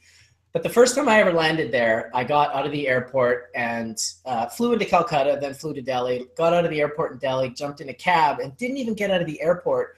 And there was an elephant walking on the street. And I was kind of like, oh, that's cool. You know, India, I guess there's elephants on the streets or whatever. But this one was actually a wild elephant and it wasn't like being, you know, attempted to being controlled by a human. It was just a wild elephant that had come out of the jungle and was walking in the city, which I guess is a little more rare. And man, were people giving this fucking thing its, you know, distance. Like those things can They're so big. I grew up in Honolulu, Hawaii, and we had that elephant escape from the circus and go on a rampage. Oh, shit. Killed its trainer and got out and started running down the street. They had to gun it down, unfortunately, but just went psycho. Well, no shit, dude. You cage an elephant. It's like, that's like caging an elephant. Come on. Yeah. It's not good. No. The caged bird. Oh, you can fly? I'm going to put you in a cage. What do you think of them apples? When I was living in South India, in Kerala, up in the mountains there, they still catch wild elephants, like up by Lake Peddar. And they would get a couple of well-trained elephants, 2 or 3 of them, and then they would catch a wild elephant, and the bigger tamed elephants would force them into an area where they would eventually calm them down and make them working elephants. Fuck. Yeah, it's crazy. So, is it true that I heard that with Bubble Hasher, there was a story, old story of monks being up in the mountains of the Himalayas that would wash ganja in the rivers with silks? Has anyone ever heard this story? No, I've never heard that ever, and I'd be surprised if it's true. But they did wash ganja just because ganja used to be kind of dirty, and they would wash it and then smoke it afterwards. They said it made it cooler and easier on the throat, and also they weren't washing away any of the things that were good. They were just washing away water-soluble dirt. Dust and debris. Yes. I've seen them do it many times. Yeah, you know, I looked pretty hard into the water hash history, mainly because I was involved in litigation with a gentleman who has a patent for water extraction, Reinhard Delp. And so Reinhard Delp built this machine, I guess in the 90s, late 90s, middle, you know, maybe he built it in 96 or 97. I think the first year he showed up at the Cannabis Cup was in 97. He had the machine. He showed it to Mila. Mila had a couple of friends over, one of which is Mark Rose, my manufacturer. The other, which was Eldon, a longtime friend of Mark and a big hashish aficionado. He used to live in Kathmandu with Mark. And so Eldon was staring at this machine, the ice cold extractor, which is Reinhardt's machine that he has the patent on. And it's a single screen. It's a mixer that kind of goes down into a funnel and you can collect the resin. It's kind of unique in a sense because Reinhardt isn't trying to collect, you know, all the different micron sizes. His mentality was, let's do a light mixture and allow the most mature heads to fall, the most readily available ones, the ones that are just ready to snap with the lightest little mixture, and then I'll collect all of those on a single screen. And so it's definitely a unique way of doing it. I see that it has its place. I came from a different place where it's like, let's deconstruct this. We can always reconstruct it or reconstruct it in any way that we choose. So it seemed like the better of both worlds. Obviously, if you're collecting everything on one screen, you're going to have a very hard time ever trying to separate that afterwards to experience it under the different micron diameters, which seemingly, for anyone that's smoked enough of it, does produce different profiles. 45 micron is a very unique profile that almost all cultivars produce, this oily, you know, large yielding, just kind of unique different resin. And to me, it's because of the size of the head. So Reinhard had this machine. Eldon was looking at it on the couch at Mila's, and he said 2 5-gallon size nylon bags with screen bottoms in a 5-gallon bucket, and you've got the same thing. And so right then and there, the isolator bags were born. Mark Rose was the manufacturer for those bags out of Kathmandu, and he also named the product Isolator by looking at, if you know how his brain works, he was looking at it and he was like, he's using the ice, he's isolating the glands, it's the isolator. And Mila was going to sell them. So she became the isolator lady. She sold the bags. That was in 98. She sold her first bags. Less than a year after seeing that machine, as the Cannabis Cup, of course, is always in November, third week in November, American Thanksgiving. You forgot to mention that the machine was rather large and expensive. Yeah, it was like $1,000 for the machine, and it was absolutely rather large. There was just that Mila and Reinhard had sort of signed a contract in order for him to show the machine in the first place. And so they all ended up starting their own company. Eldon got screwed out of everything and never got paid a penny, which is why I used to give him his ticket to the Legends of Hashish, Sam. I'm not sure if you knew that, but I would always buy Eldon's ticket for the Legends. Just because I felt like, geez, the guy didn't even get anything out of it. No problem. I've known him since 1965. I knew you knew Eldon for a long time, probably much longer than, I think Mark met him in like 72 or 73 or something. So yeah, you guys have known each other the longest. I guess he's passed away since RIP. If everyone wants to maybe have a puff for a hashish aficionado, Eldon, that would be nice. So the bags got created. I came in literally less than a year later and tried to sell isolator bags out of Canada because I had just been busted with 16.5 pounds at a roadblock. It was kind of like, oh shit, I don't think I can really flip pounds of weed anymore. I'm like a heat store. Nobody wants to work with me. I got to do something else. My wife's like, can you do something that potentially won't get us arrested and thrown in jail? I was like, yes, I can do that. So I went to Amsterdam to talk to Mila, not really knowing who Mark Rose was, not really knowing who Eldon was at the time, and ended up not having the best experience, not getting sort of what I wanted, and coming home and starting my own water extraction company. And that's really thanks to my wife saying she would sew the first bags. That's how Bubble Bags came to be. In March of 1999, we went public and started posting photos online. Where is that first bag? In my garage. You still have it? Yeah. Why, you want it? No, I just think it's cool. We should keep it in a museum. You should have your first bag that your wife hand sewed. I absolutely do. And it's very cool. And it's very hilarious to look at them. I'm like, whoa, I started a company with these bags. And you know, it was funny because it's all how karma works, you know, because I guess Mila and Mark just, you know, Mark was making bags for Mila, but Mila was like, oh, he's charging too much. So I guess she ended up going and getting some other bags made in Turkey, and Mark found out about it. And so Mark was upset. This was maybe in 2001. So just 2 or 3 years into the both companies. That's about when we got our first bags, but keep going. Right. Well, right around then is when Mark Rose hit me up because he saw me doing what I was doing, and it was more along in lines with what he wanted in the way of promote. He was like, man, Mila's not really promoting it the same way. You're like passionate about this. You actually smoke it, not mixed with tobacco, which is also very different. You know, hard to promote something in North America the way I did if all you smoke is hash with tobacco. And that's, in no way am I putting Mila down. She's done her own work, and she, you know, she was a very important piece in the ladder of all of this. And I don't put anyone down in that sense. And it was just all the way karma worked out that Mark Rose would get in touch with me because he didn't feel the business he was doing was good.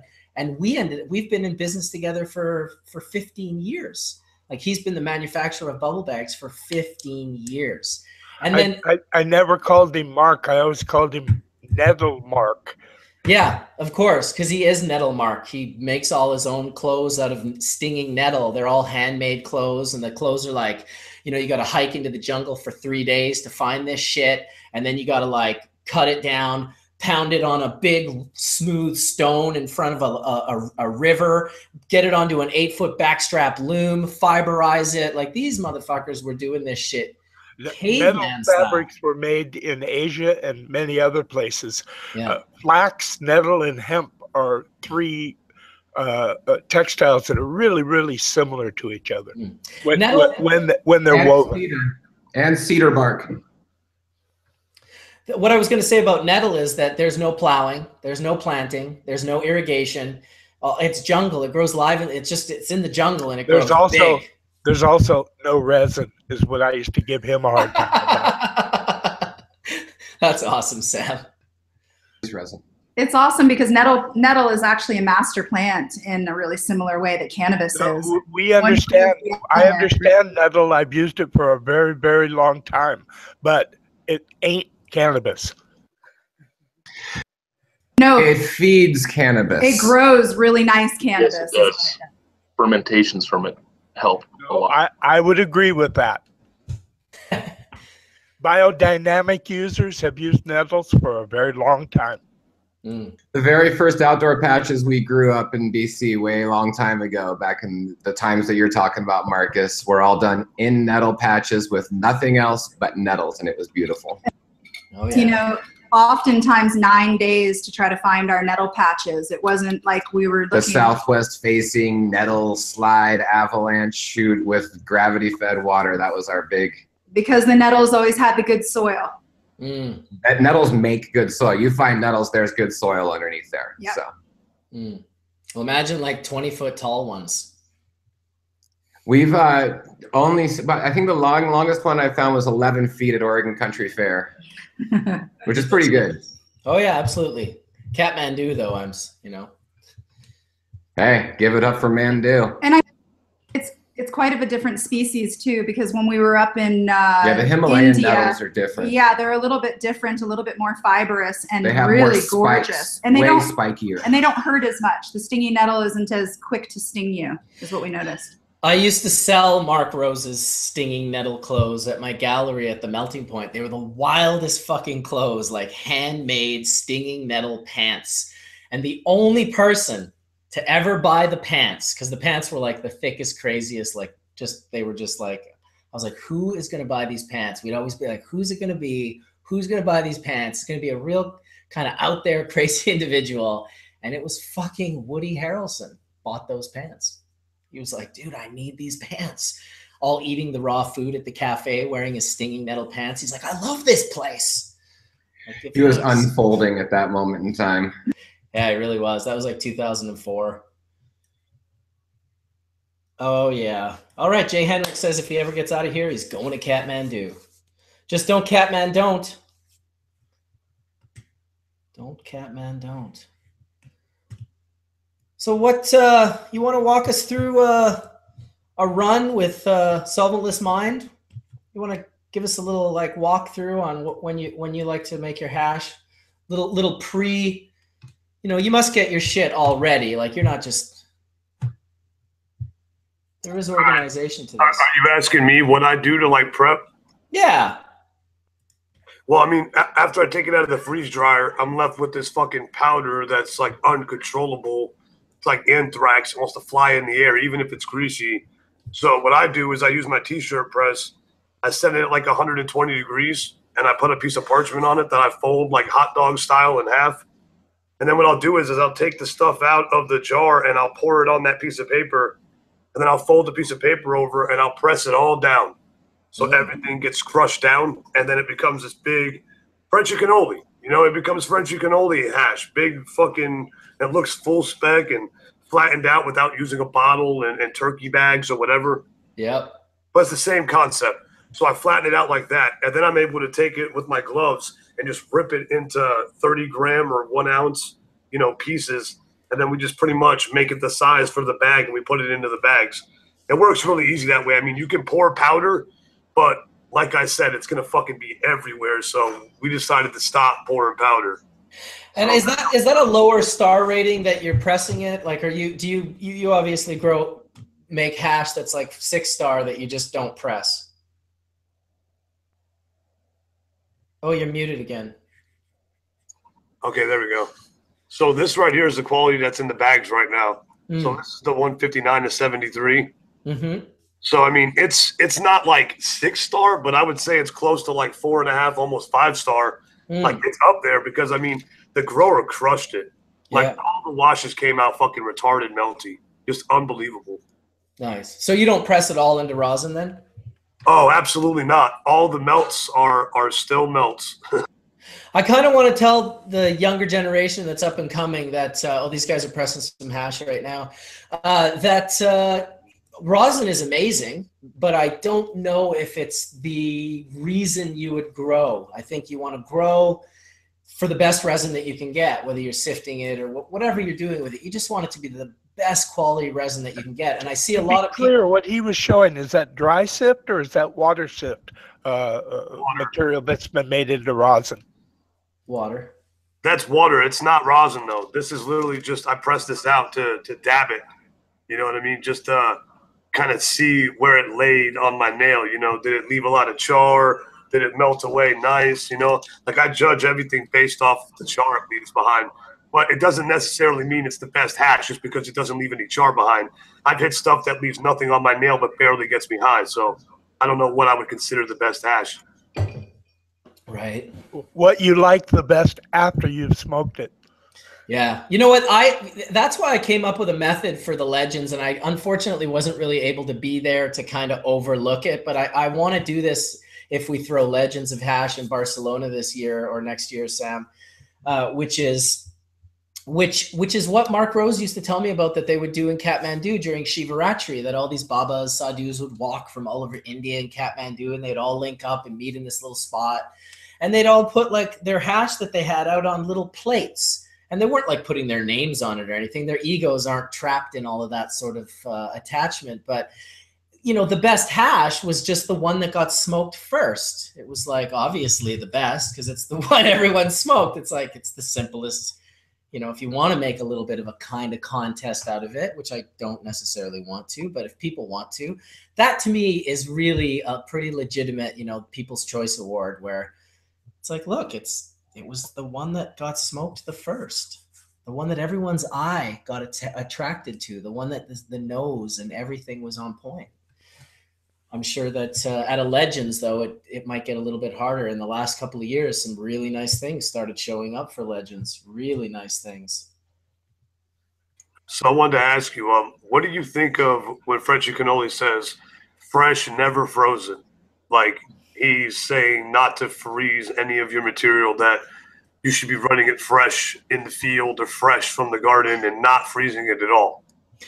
Well, I mean, it's his opinion. I think that it's a legitimate opinion in the sense, but what is the mentality behind it? Is he saying that people who are freezing it are doing it wrong? Because then that would be more than an opinion.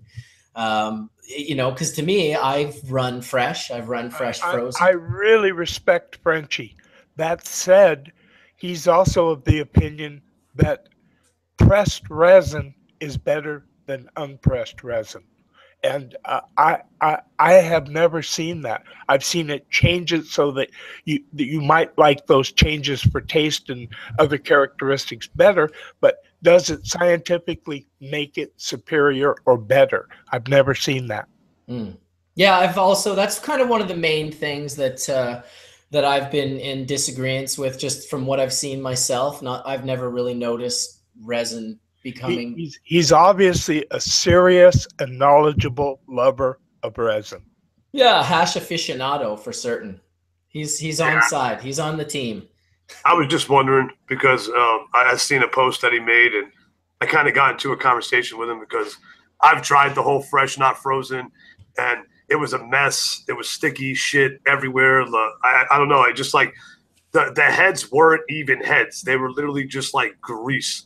So it was like trying to scrape oil out of my bags. And I just thought that, like, that's not the way to go. But then he made a post, and it was pretty much saying, you know, everybody that's freezing their material, they're not doing it right, because if you freeze your material, it does this to the cell walls of the plant and this and that, and it releases chlorophyll, and that's why everything gets green. And I don't think that that's true, though, because I watch stuff whole plant fresh frozen all the time, and I don't see any green. And then I watch some stuff, and I will get green, and I notice it's when I'm using less ice. If I don't have enough ice in the mix, shit will get green. Yeah, interesting.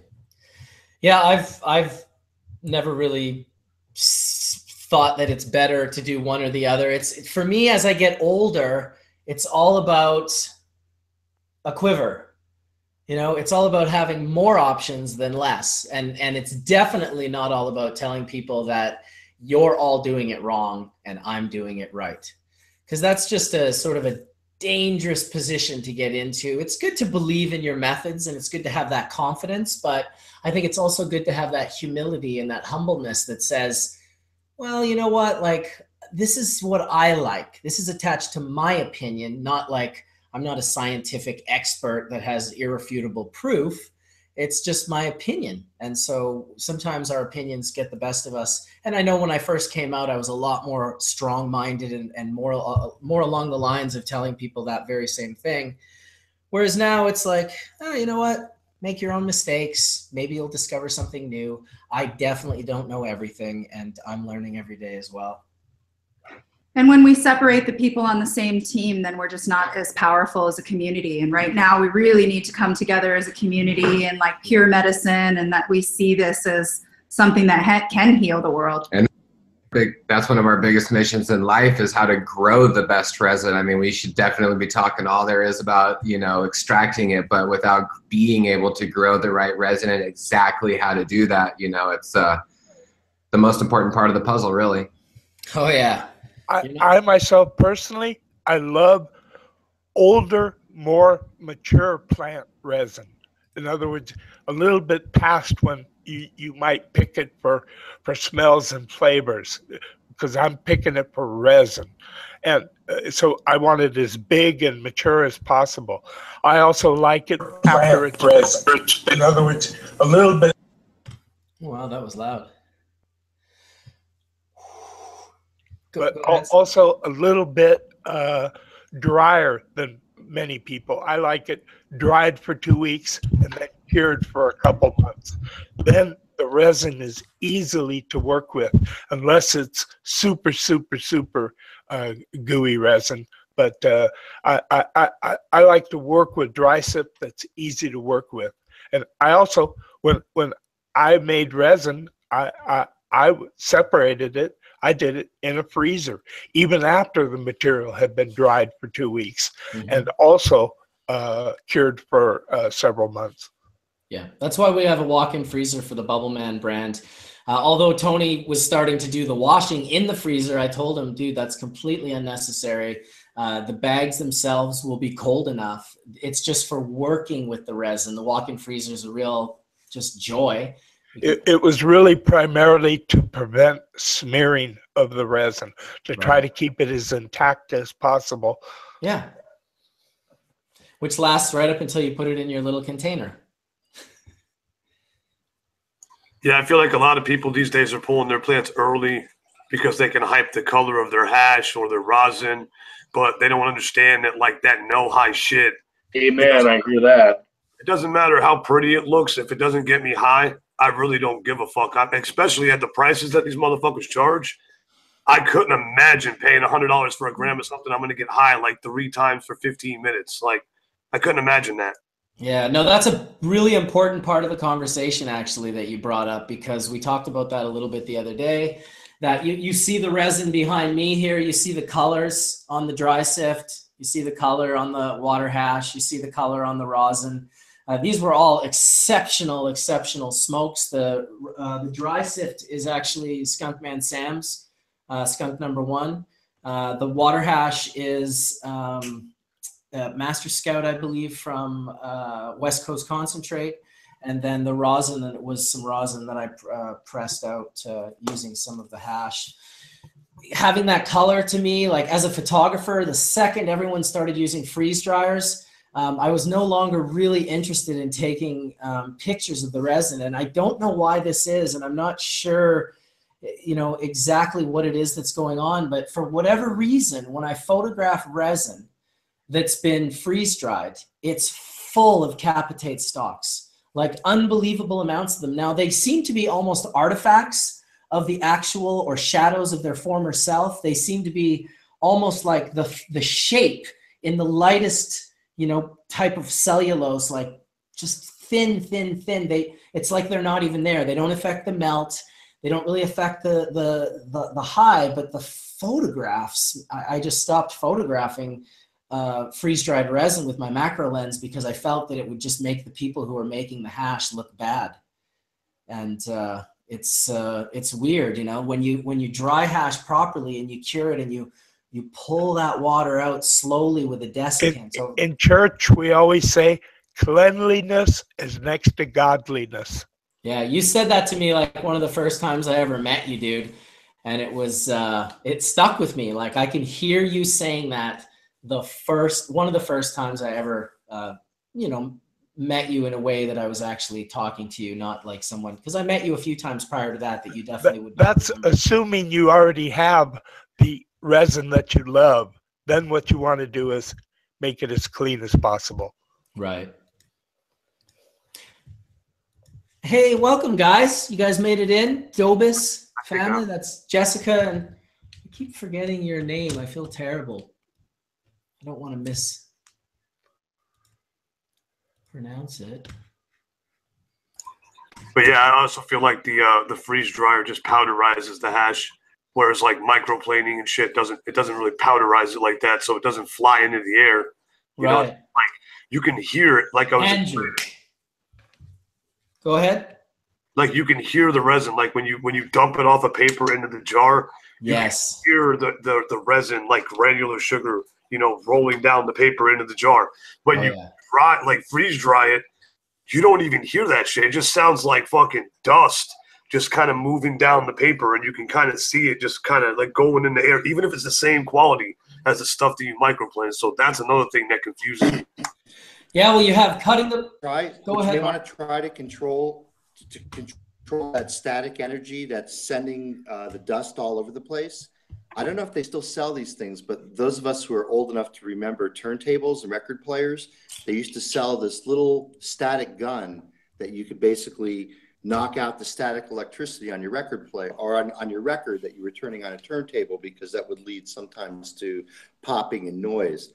So what I find is that when you're weighing out a very flocculent solid like that, that tends to be just dispersed by static electricity, what you can do is you can use one of those little spark guns basically to remove the static electricity and see if that helps. Cool. I think it's the static electricity. I mean, like even when you take it out of the freeze dryer and you dump it from the tray paper into the sieve and you just start shaking the sieve back and forth, you can just see the shit just fucking flying away. Yeah, so that's similar to taking a blown up balloon and rubbing it on your head and having the static electricity hold the balloon to the side of your shirt. So yeah, absolutely. Yeah, but that should not be happening. I'm telling you, there's something that's getting taken out of that resin that we don't want to be taking out of it. To turn it into a fluffy talcum-like powder, that's like the telltale sign of shitty dry sift. That's what we clean out of our dry sift. Right. So it's got me a little freaked out, the freeze dry tech, and how many people have jumped on the bandwagon. I know when Tony got one for the brand, I told him, listen, I'm down with experimenting and playing with this, but I want to have absolute 5 and 6 star that is still cured out the way I like to cure it out. There's something to be said about that. I mean, well, what was said before about the phenomena of in fresh frozen, when you actually freeze the plant material that you know the water that's associated. The water that's associated. Okay, thank you for muting that. Yes. The water associated with the plant cells will begin to freeze and will begin to rupture cell walls. I mean, this is absolutely known, and you could actually see this under the microscope. So perhaps, Marcus, and this is just a theory, I don't have any evidence to support this, that again, the leaf is a living part of the plant that basically exudes this waxy structure, and perhaps the freezing of the water at the base of the leaf is what's leading to the loss of the whole trichome as opposed to just the top. So maybe again, the expansion that's caused by water freezing. Most liquids, when they freeze, actually contract, but water, because of its hydrogen bonding, actually forms larger ice crystals than the volume of water from which it was derived. And so that change in volume, that's why a soda will explode in the freezer. That change in volume might be the mechanical force that's disrupting the interface between the waxy portion of the trichome and the continuous structure of the leaf, which is very hydrophilic and very water-loving and very water-like, as opposed to the waxy trichome, which is hydrophobic. Right. Even when you separate dry sift resin and you've got it dry, and you've got it separated so that it's 50, 60, 70, 90% resin heads, it can be very hydrophilic, I believe is the proper word, which means it can absorb the water from the atmosphere. Right. Yes, that's actually, that phenomena is not called hydrophilic. That's actually called hygroscopic. So when a dried organic material absorbs ambient moisture from the air, that's called hygroscopic. It really depends on the variety of resin. Some varieties are incredibly so. Other varieties, they really just don't do it. Right. I think it's dependent on the terpene contents of the resin. That's what makes sense. I assume so. That's the real chemical differentiation in between necessarily cannabinoids, but it's the terpenes and which ones are there and at what levels. Absolutely. We also know that, you know, freeze drying food as opposed to like drying food or sun drying food, you know, they do a lot of tests on freeze drying just food, and it loses a tremendous amount of nutrients. Like there's nothing really left in freeze dried food. So sort of a side note, but something that's been tested and true. Yeah, that's what I was trying to say. I was trying to explain, like, if I take my 90 bag and I microplane it, all right, I freeze the patty and I microplane it, it will never, ever be the same as the 90 that I put into the freeze dryer. The stuff that comes out of the freeze dryer is like anthrax. It will go airborne right out of the fucking freeze dryer. Like, you can grab the sides of the paper and just crunch it in on itself, and you can see dust flying off. That's the same 90U that I'm talking about, though, that I also froze and microplaned. And it won't do that. I can literally fold the paper over on itself, and I can hit it with a metal. I have this metal block for a rosin flower press, and I'll hit it with the block, and it'll just break everything down into powder. But still, it will not lift off of the paper, even after completely raping it. You know, like with the metal block. So I don't understand why the freeze dryer material wants to float. I just don't get it. I mean, he's explained a few things, but it still doesn't make sense to me because, like, the metal sieve isn't going to create any type of static. So, like, just dumping those chunks into a sieve and then shaking it and it just dusting without you even using a spoon. You literally just shake the sieve back and forth. But the particles that are flying into the air, you almost need to wear a mask. Otherwise, you'll be breathing that shit in. But it doesn't happen with microplaned hash is what I'm talking about. Fuck. Well, there's got to be a temperature that, you know, it's breaking down the resins. And when you get it that cold, you know, it's breaking down the resins. And that's exactly what's happening. It could also be a difference in volatiles. If volatiles are released, it will change the basic nature of the resin. All right, check this, guys. That's exactly right, Sam. That was me that said fuck, by the way. For those of you wondering. Okay, here's a photo. It took me a while. This is West Coast Concentrate. They make beautiful hash. This is their hash right here. Okay, same everything except freeze dried. Okay, look at this shit. I wouldn't even post it. I was like, yeah, it looks like it's 20% capitate stock. Sorry, I'm not posting that. But it is what it is. It's not just them. It's every fucking freeze dried bubble hash that I put under my You can't see it? No, I can see it, but it looks like it has a lot of contaminants in it, Marcus. I mean, it looks like it. You absolutely know there's a lot of contaminants in it. You can just see that's not smooth. Look at all that fucking contaminant. That's an enormous amount for a melty hash.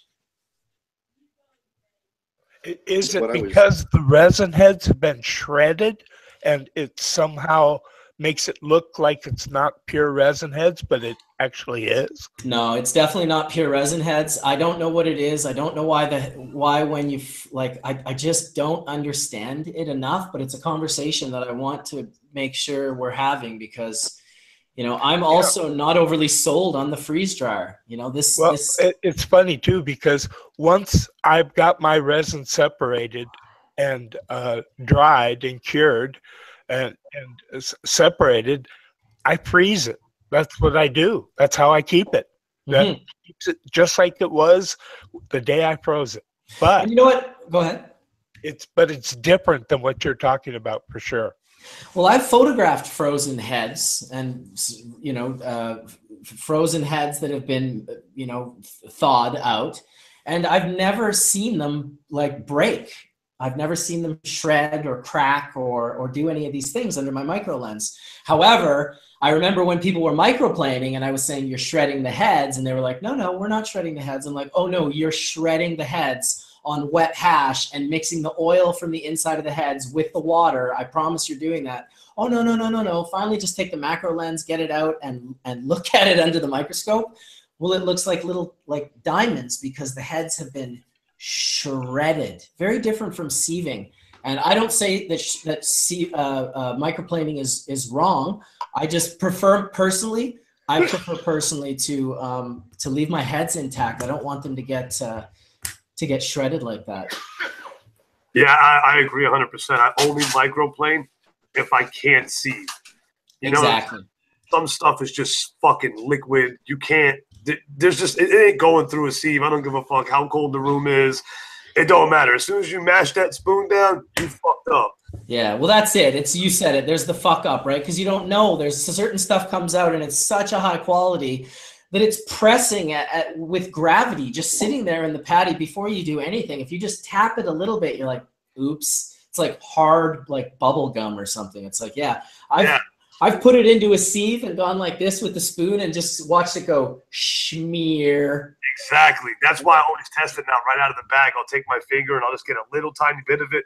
I'll kind of squeeze it hard between my fingers, get the water away from it, and then start trying to roll it. If it just greases in my fingers, it's not going in the sieve. But if it rolls up into a ball, there's a chance. There is a chance. What do you do with it besides the sieve? Do you just let it cure? What do you mean? After I sieve or microplane? If it's too greasy, what do you do with it? Microplane. That's what he was saying. He microplanes it. Yeah. What I'll do is I'll freeze all my patties. I'll make them small and I'll freeze them all. But I won't freeze them until I've got almost all the moisture out. So what I do is I take my 25 micron pressing screen and I just put the hash on it on a paper towel underneath it. So I'll fold a paper towel up a few times and I'll make sure the patty is sitting on an actual paper towel on the pressing screen, and I'll leave it in my refrigerator, and then I'll keep swapping the paper towel out. So like every 20 minutes, I'll put another paper towel underneath it. In the fridge, though. Don't put it in the freezer. Leave it in the fridge. Allow most of the moisture to come out of the patty, because the last thing you want to do when you're microplaning is microplane ice cubes. You want to microplane frozen hash. You don't want to have ice water in the mix. So your best bet is to use the paper towels until you've wicked almost every bit of the moisture out. Then take those patties and put them into your freezer. At that point, after they're completely frozen, you'll be able to microplane it with ease. But if you leave too much water in, it was going to be a nightmare for you to microplane. You're going to feel like you're literally taking an ice cube and trying to shave it with a fucking cheese grater. It's going to be a nightmare. And the hash will end up sizzling good too. We don't want no sizzle in the hash. Oh, boom, knowledge drop, dabs for days. How about a bong rip for the whole panel and the rest of the audience as well? Let's do this, mother lovers. Let's do it. I just wanted to add another comment. I don't know if it's relevant, but remember when you freeze different things that are derived from different materials, and certainly the waxy trichome is very, very different than the leaf and the plant and the rest of the cellulose structure of the plant. When things freeze, they have different thermal conductivities, and so they have different, so not all things contract the same rate, not all things expand the same rate. And so I think the freezing process itself is basically just fracturing the surface of the leaf from the waxy trichome.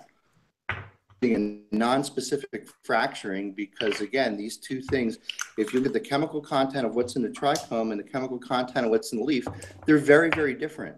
And because they're very, very different, when they freeze, they're going to freeze and they're going to contract and expand at different rates. And those contractions and expansions are the reason why they're going to separate.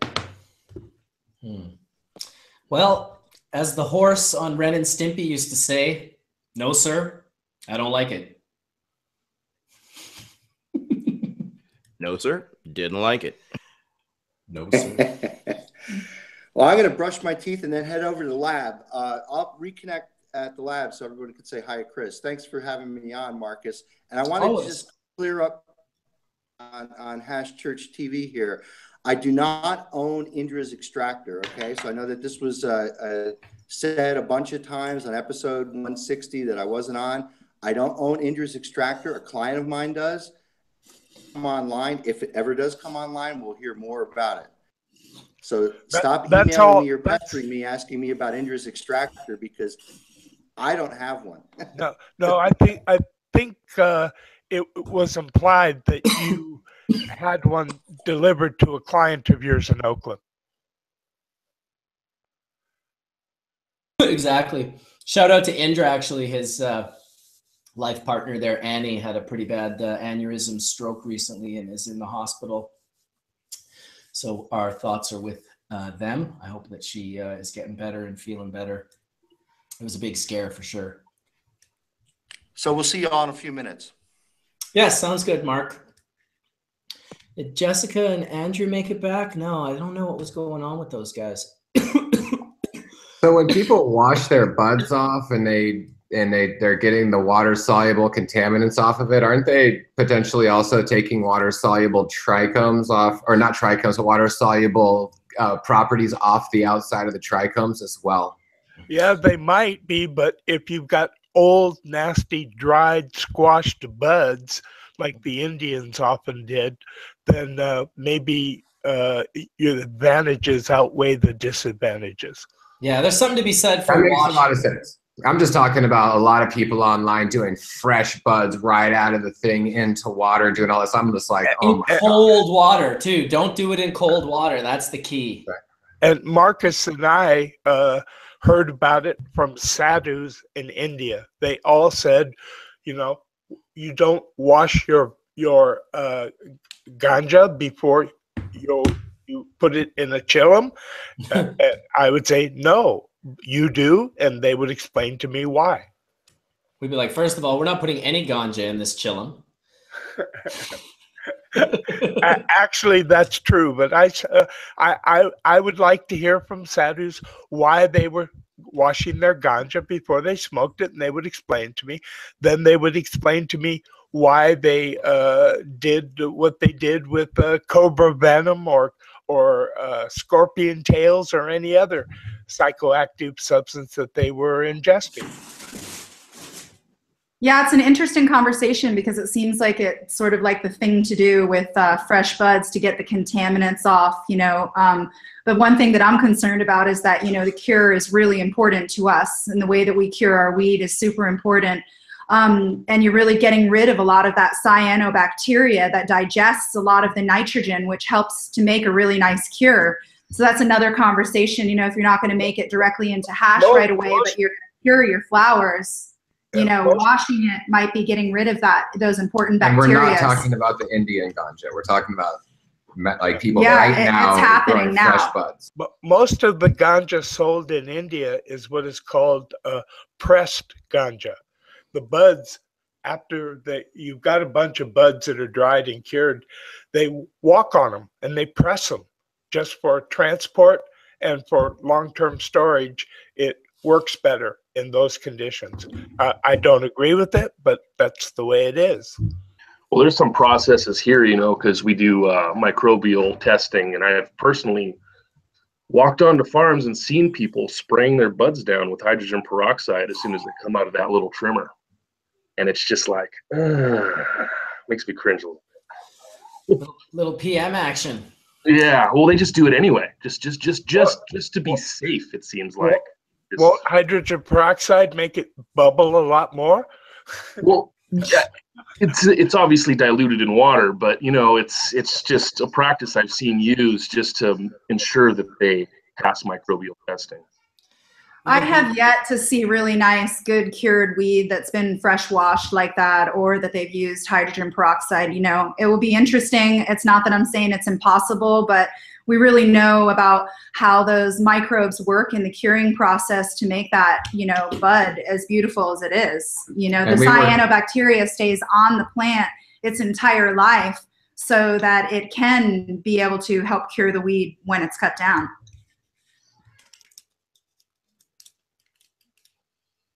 I always wondered what it did to the trichome heads. Like something to that outer layer, that outer waxy layer, kind of breaking it down a little bit, you know. It's going to start that breakdown for sure. Absolutely. Yeah, it will, yeah. Especially and then they go to freeze peroxide. dry that. If they freeze dry that, it'd be like, whoa, shit. Yeah, it's like taking off that protective coating for sure. Isn't that how you get the full melt though? That's the big secret. Don't tell anyone. Sorry about that, guys. Just getting messages over here. I wanted to actually show, for any of you guys that have traveled in Nepal or in India, you know, when you meet the smoker babas, the babas who are real hashish aficionados, they tend to have these really cool handmade bags, these really thick bags that they make, and they have the rudrakshas hanging off of them. So I was gifted one years ago by my manufacturer from Nepal, and this is a very thick handmade. There's nettle. This is all stinging nettle right here. And so this probably took close to a year for this Baba to make this bag. And hey, he put in bubble bags on the back there. It's got like it's just a really beautiful bag that you go to India and you'll always see the big puffer sadhus with one of these on their shoulder. There's always something good to be had on the inside of it. So felt like I had to share that little thing that I had not seen in a long time. Still in great shape. Nice one. When we were in Rishikesh, we were, hanging out with the sadhus, and they all had really bad coughs. Mm-hmm. And I was like, really kind of like, well, I could smoke with them, or maybe I'll just like not. Yeah. Yeah, just have your own sari that you place on the chillum each time in your own hand, like a little wet piece of cloth that just, and then obviously it's India, so. India style, you need a sathi, and you can share. You can share with a chillum with anybody, and your lips never touch the same place that their lips touch, and sathi keeps you isolated, and it's very, very safe. But if the coughing is being caused by what they're smoking, then I can understand your fear to smoke with them. Yeah. Well, coming from my health background, they definitely, a lot of them did have tuberculosis sores on their back. So tuberculosis is quite rampant there. It's really easy to get. It's something that you want to be, real careful of when you're sharing anything. And we're not freaked out, worried travelers by any means. I mean, we've taken our son all over the world with no vaccines. I've smoked chillums with not only tuberculosis patients, but also people with active elephantitis or leprosy. I mean, there is, if you smoke a chillum properly with a sathi, there is no sharing of germs. Yeah, well, I smoked many a chillums with many people in India, and still have nice healthy lungs, so I feel good about that. Sure wouldn't want to get some tuberculosis. Ooh, Jesus, no fun. Although I was pretty pissed when Buddy cut my leg in India, breaking the blood-skin barrier. That's a whole other ball game. I was pissed. His scissors were like sticking out of his overstuffed bag, walking along the Ganges, all stuffed with people, and he just opened the side of my leg up like I thought I was going to need stitches. I was like, oh, great. Just kind of should go lick some dirty knives while I'm at it here. Ooh, what do you got there? Little rosin? Is that bike? What are you guys squishing? Oh, you're on mute. No, that's the Holy Grail. Talking about proper trichromes. This has grown 12 and a half weeks. It's nice and dark and really gassy. That looks beautiful. Yeah, I'm down with the right. We got like what did we get? About 26% return on this Holy Grail. So definitely one that started us off right, the right genetic for squishing. That's for sure. When you say 26%, is that from manicured buds? Yes, it is. Hang dried. And it's usually hang dried for about 10 to 14 days, then hand trimmed, and then manicured. Then we cured them for about another 2 weeks. That's the way to do it. It's about a month before they come out of the room ready to do anything. Well, you guys are loving that M1. Yes, we are definitely putting a lot of use into it. That's for sure. That's definitely awesome. going to be using that lifetime warranty. That's awesome. Yeah, it took us 3 months to go through a Chinese one, so. That's not too bad, actually. Yeah, well, squishing a pound a week or so. Right. Squishing a pound a week.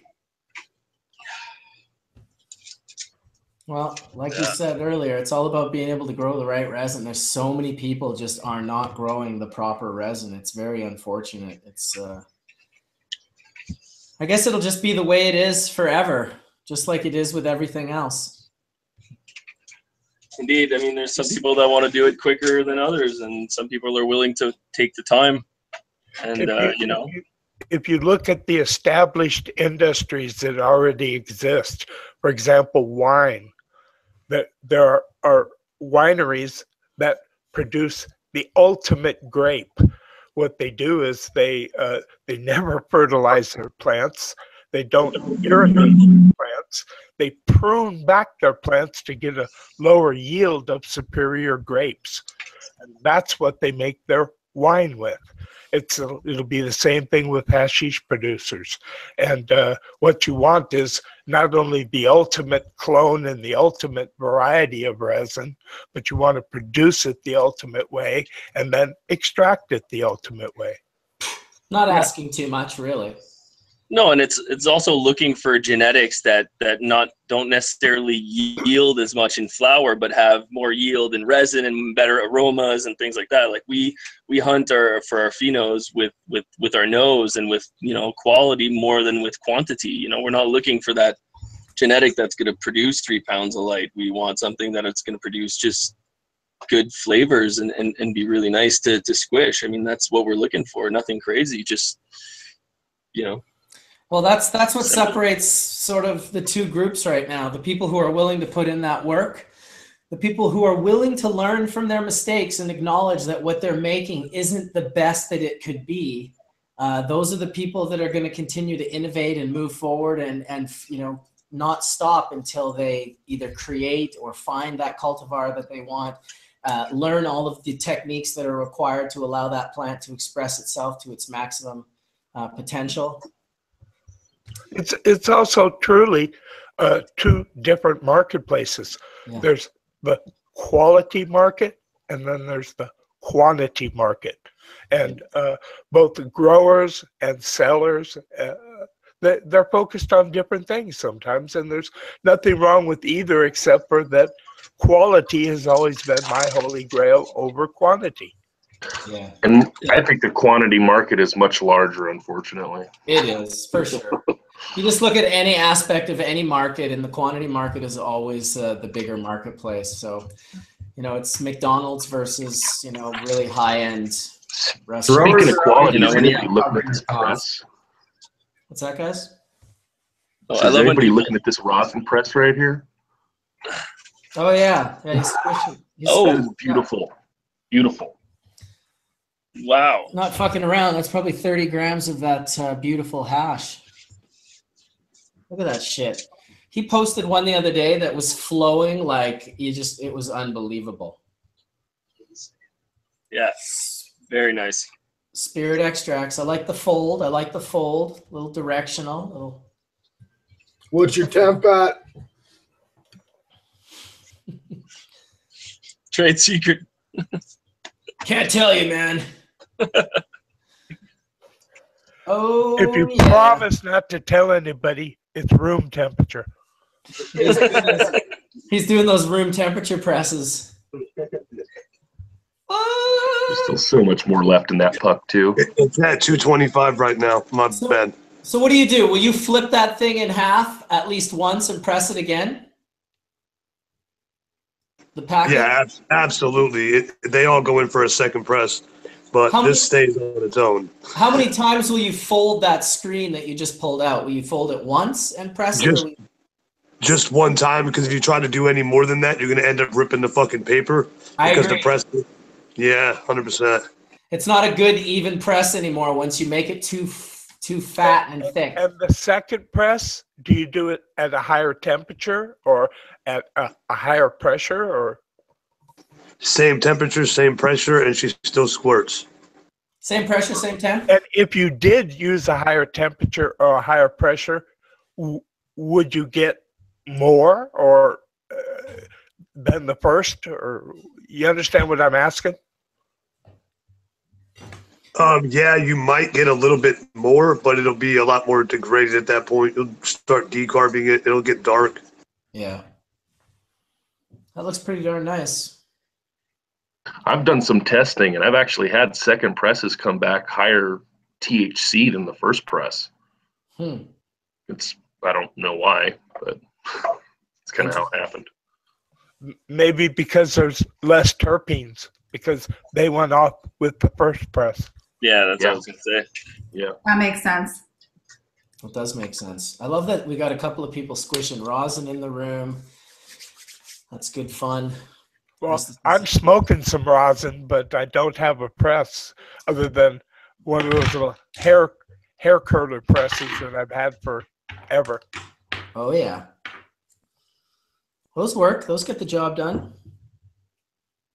God damn, I can't believe I managed to be standing for 2 hours so far. Whew! Tell you. Working that hip. Tell you. How does it feel? How do you feel? It hurts and I want to cry. Ugh. But it is what it is. Got this in from West Coast Concentrates a few weeks ago. Little can of clamp action.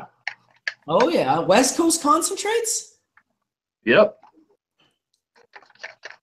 Interesting. I thought that was from Dry Sift Western or something.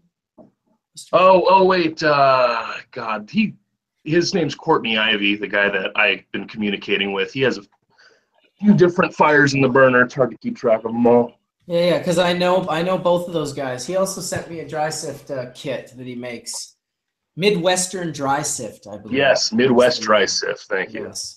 I feel terrible because I've never been able to use the actual kit that he sent me because he lacquered the wood frame, and I won't put resin near the lacquer. It's been off-gassing for the last year straight. So Marcus, as far as I know, the sadhus and the folks up in the Himalayas, they're not hip to rosin yet, are they? They're hip to a lot of other cannabis products, but they know dry sift, they know water hash, I think, from you, but they don't know rosin. Yeah, I think rosin in India and the Himalayas is much like rosin in Jamaica. Most of the if it's hash, it comes out black, and it just doesn't seem as like of an it just doesn't look great. It's, you know, like I pressed hash in Jamaica I was like, man, I don't even want to smoke this. But when you press the bud and you get that golden oil, then there's something to be said for yeah, no, that's what I was referring to, but I didn't even think of pressing their hand rubbed hash. But yeah, no, I was thinking herb, but I hadn't heard of anybody doing it or knowing of it. The knowledge had not spread back there yet. I follow a guy. Electricity is a problem too. Yeah, I follow a guy on Instagram called the Himalayan Connection. And he's obviously in the Himalayan. Looks can be deceiving. Do you know what city he's in? Yeah, like Himachal Pradesh somewhere. You know, he's got beautiful photos. McLeod Is he in McLeod Ganj? Base Camp 1 around 2600. You know, that's one of his photos. This is his Instagram here. Well, I've seen a lot of hand rub hash that was just inferior. And this seems like if you could get good ganja, in theory, you could make great rosin. Right. Last time we were in the Parvati Valley up in Castle, we were sitting in the restaurant smoking weed because it's like the one place in all of India you can smoke weed in public. And there was this baldish guy there from Spain who had a backpack on, and he'd been there for 5 months just making bubble hash up in Malana and Rashol. And he wasn't doing rosin, so it doesn't answer the rosin question, but he was super stoked to go up into the villages and make bubble hash after they were done. Sometimes after they were done with rubbing or even before. So he was definitely bubble hash man from Spain, sitting there for months at a time every fall. Well, I hope he does it before, because after they've hand rubbed it, they've smeared it up pretty bad. Yeah, here's my buddy in the Himalayas with his bubble bag, so he's also doing it. Is he from Spain? I have no idea. I know him as an Instagram person. I don't talk to him. I haven't seen his face. I don't know his accent. I only know his photos.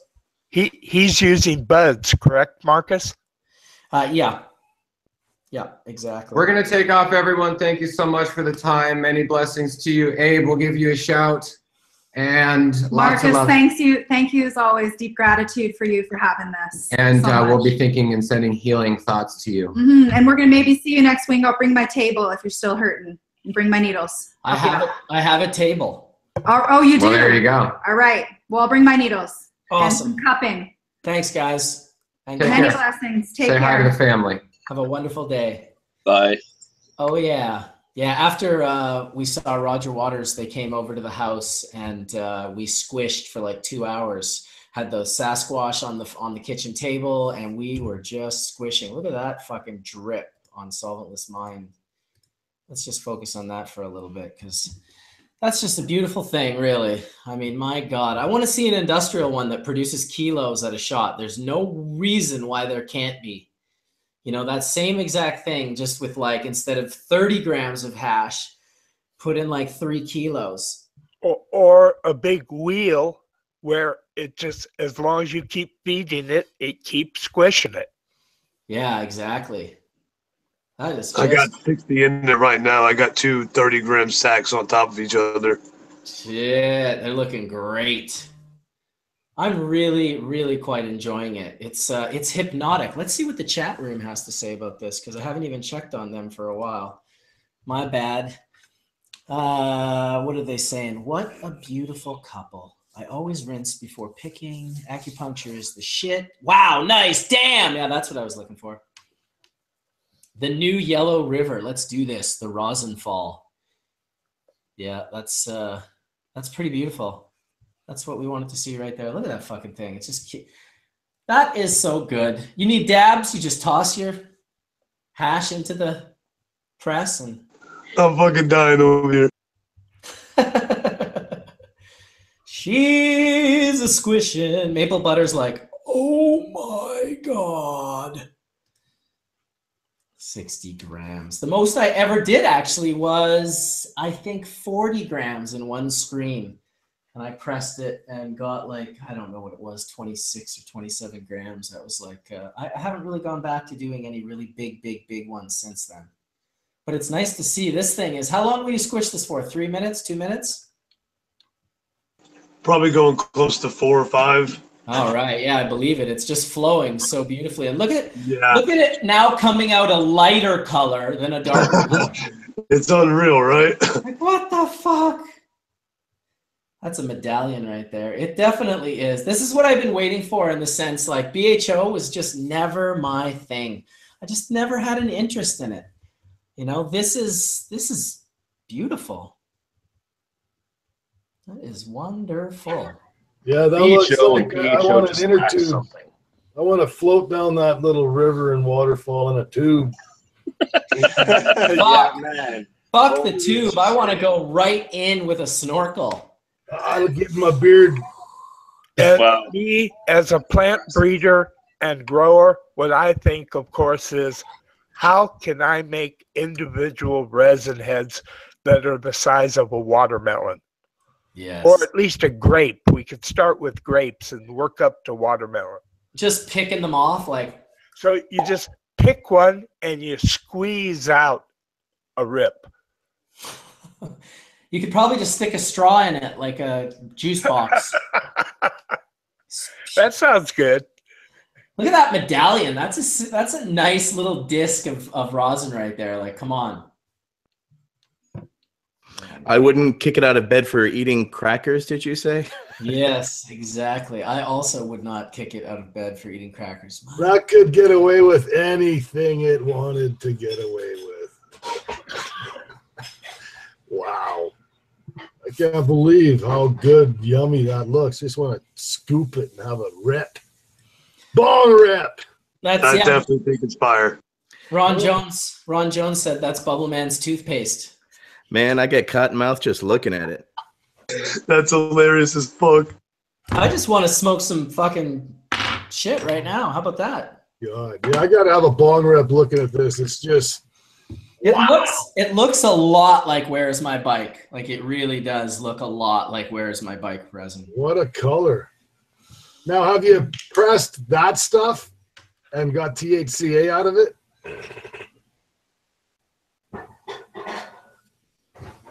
Yeah, this is some of the stuff that if I press it at a lower temp, I'll get the THCA right on the paper. And will that stay consistently like the way it looks, or will it butter out? Like, does it have high D-limonene and? So that's It'll definitely butter out, but it won't be that fast. You know, it won't happen like overnight type shit. It takes like a good 4 or 5 days sitting out at room temp to start to butter, and then it turns into like a sugary, wet consistency. If you freeze it immediately, does it prevent it from buttering out until you take it into room temperature? Well, I do have some that's in a jar that is in the fridge that went right into the fridge. I mean, it kind of keeps it in its state, but, you know, by the time you get it soft enough to get it out of the jar and actually, you know, be able to dab it, you're going to end up with problems anyway, because it'll pretty much be glass. So freezing it will not keep it in the state it is in now. Damn, double pucks. Yeah, it will. It definitely will. It definitely will keep it in the state that it's in right now. But like I said, if you want to dab some, you're going to have to let it thaw just to be able to get some to dab. So you're going to go through those different, you know, changes anyway. No, I get it. I'm just trying to understand the flux. That is fucking beautiful. Yeah, it really is. right. It's hilarious. But this is what I'm working with. I got to do all this shit. So I've only just begun. It's fucking. He's only just begun. Yeah, you need a continuous operation that's a wheel instead of a press. So you just stick it in, and when it takes 2 or 3 minutes to go around the entire wheel, and then it's done. Yeah, nice collection, like way to collect though. Like not have to like peel it off parchment and shit. Just let it drip into a puck. Very nice. Put a smile on my face.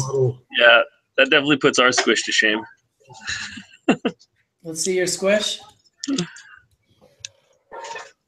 That was 10 grams of Holy Grail. Gave us about 2.5, 2.6 grams. 10 grams of herb? Yeah. Wow. Shit, it looks good as fuck. Oh, yeah. Very terpy. Very gassy. About to go down. And we're about to try it. Slather Nathan Valdez in it. He says, slather me in it.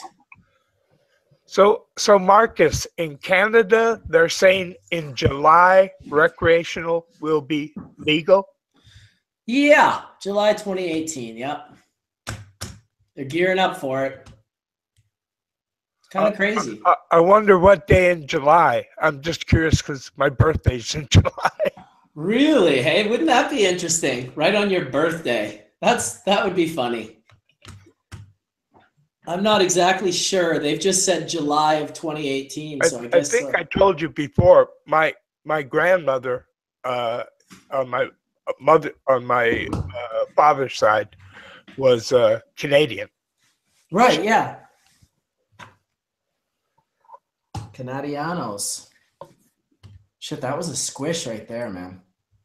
60 grams of like 4+ star bubble hash. People I got to like, take off, guys, but I just wanted to say thanks for having me on. It was a pleasure. yeah, dude, thanks for coming on, chatting with us. I don't think I'll be keeping it going too much longer, as I am in pain. Well, thanks for coming on, and please come back again, and I hope to someday smoke with some of that beautiful stash you have with you. Absolutely. You're always welcome, man. Have a good one. Spokane. Oh, man, it's getting to be a little bit more than I can handle. I might have to call it a day here soon, guys. Hey, you said you're only going to take it a couple hours or so, and you're at 2:15, man. And if you're hurting, seriously, get off your feet and go relax. Yeah, it's just not. Yeah, go get your X-rays, figure out what's going on. Let us know. There's always next week, buddy. Yeah, Don't for sure. go to Apple Store. Go get your X-rays. Oh no, for sure. I'm not. I have an appointment for the Apple Store that I'm going to skip. Well, then let's do a bong hit and get out of here.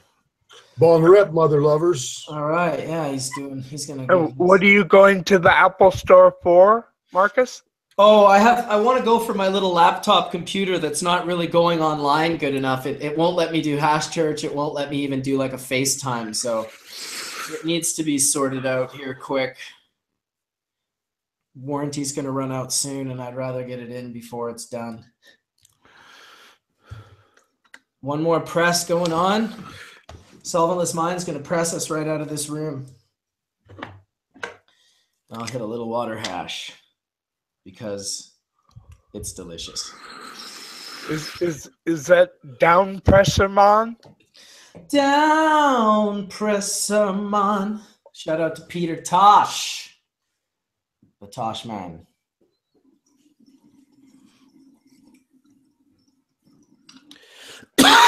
Look at this catch after this. What's that? Yeah, I definitely appreciate the invite, though, man. We'll get you back, dude. We'll have more conversations. I'm not at my 100% today, but it was good. It was nice to have you on. It was nice to watch you press some rosin. Hell yeah. Now all I can hope is this one goes smooth. That's it. You know, you're killing the game, buddy. It looks wicked. You're inspiring all of us. It's good.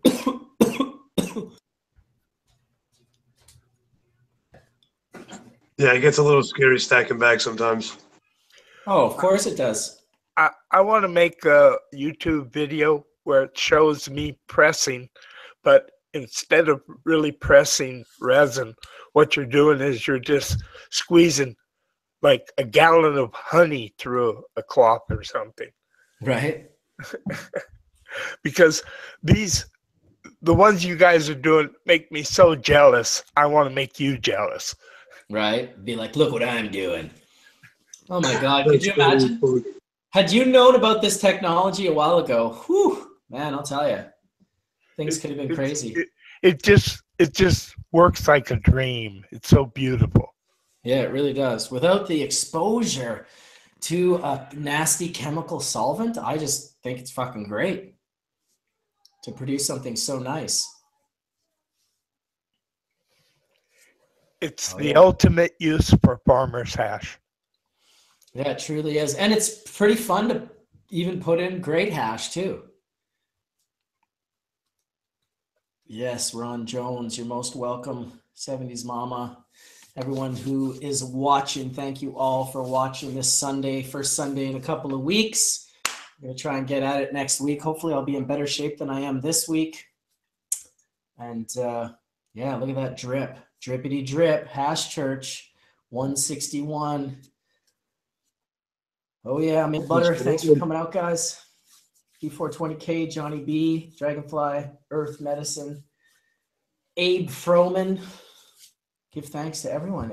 Etienne Fontan, Solventless Mind. And me, well, I'm Bubble Man. I love this shit too. Happy to bring it to all of you. And in the meantime, may the full melt bless your bowl sooner than later. I really, really, really mean that. Peace out, everybody. All right. See you later, Mark. Ciao. Thanks.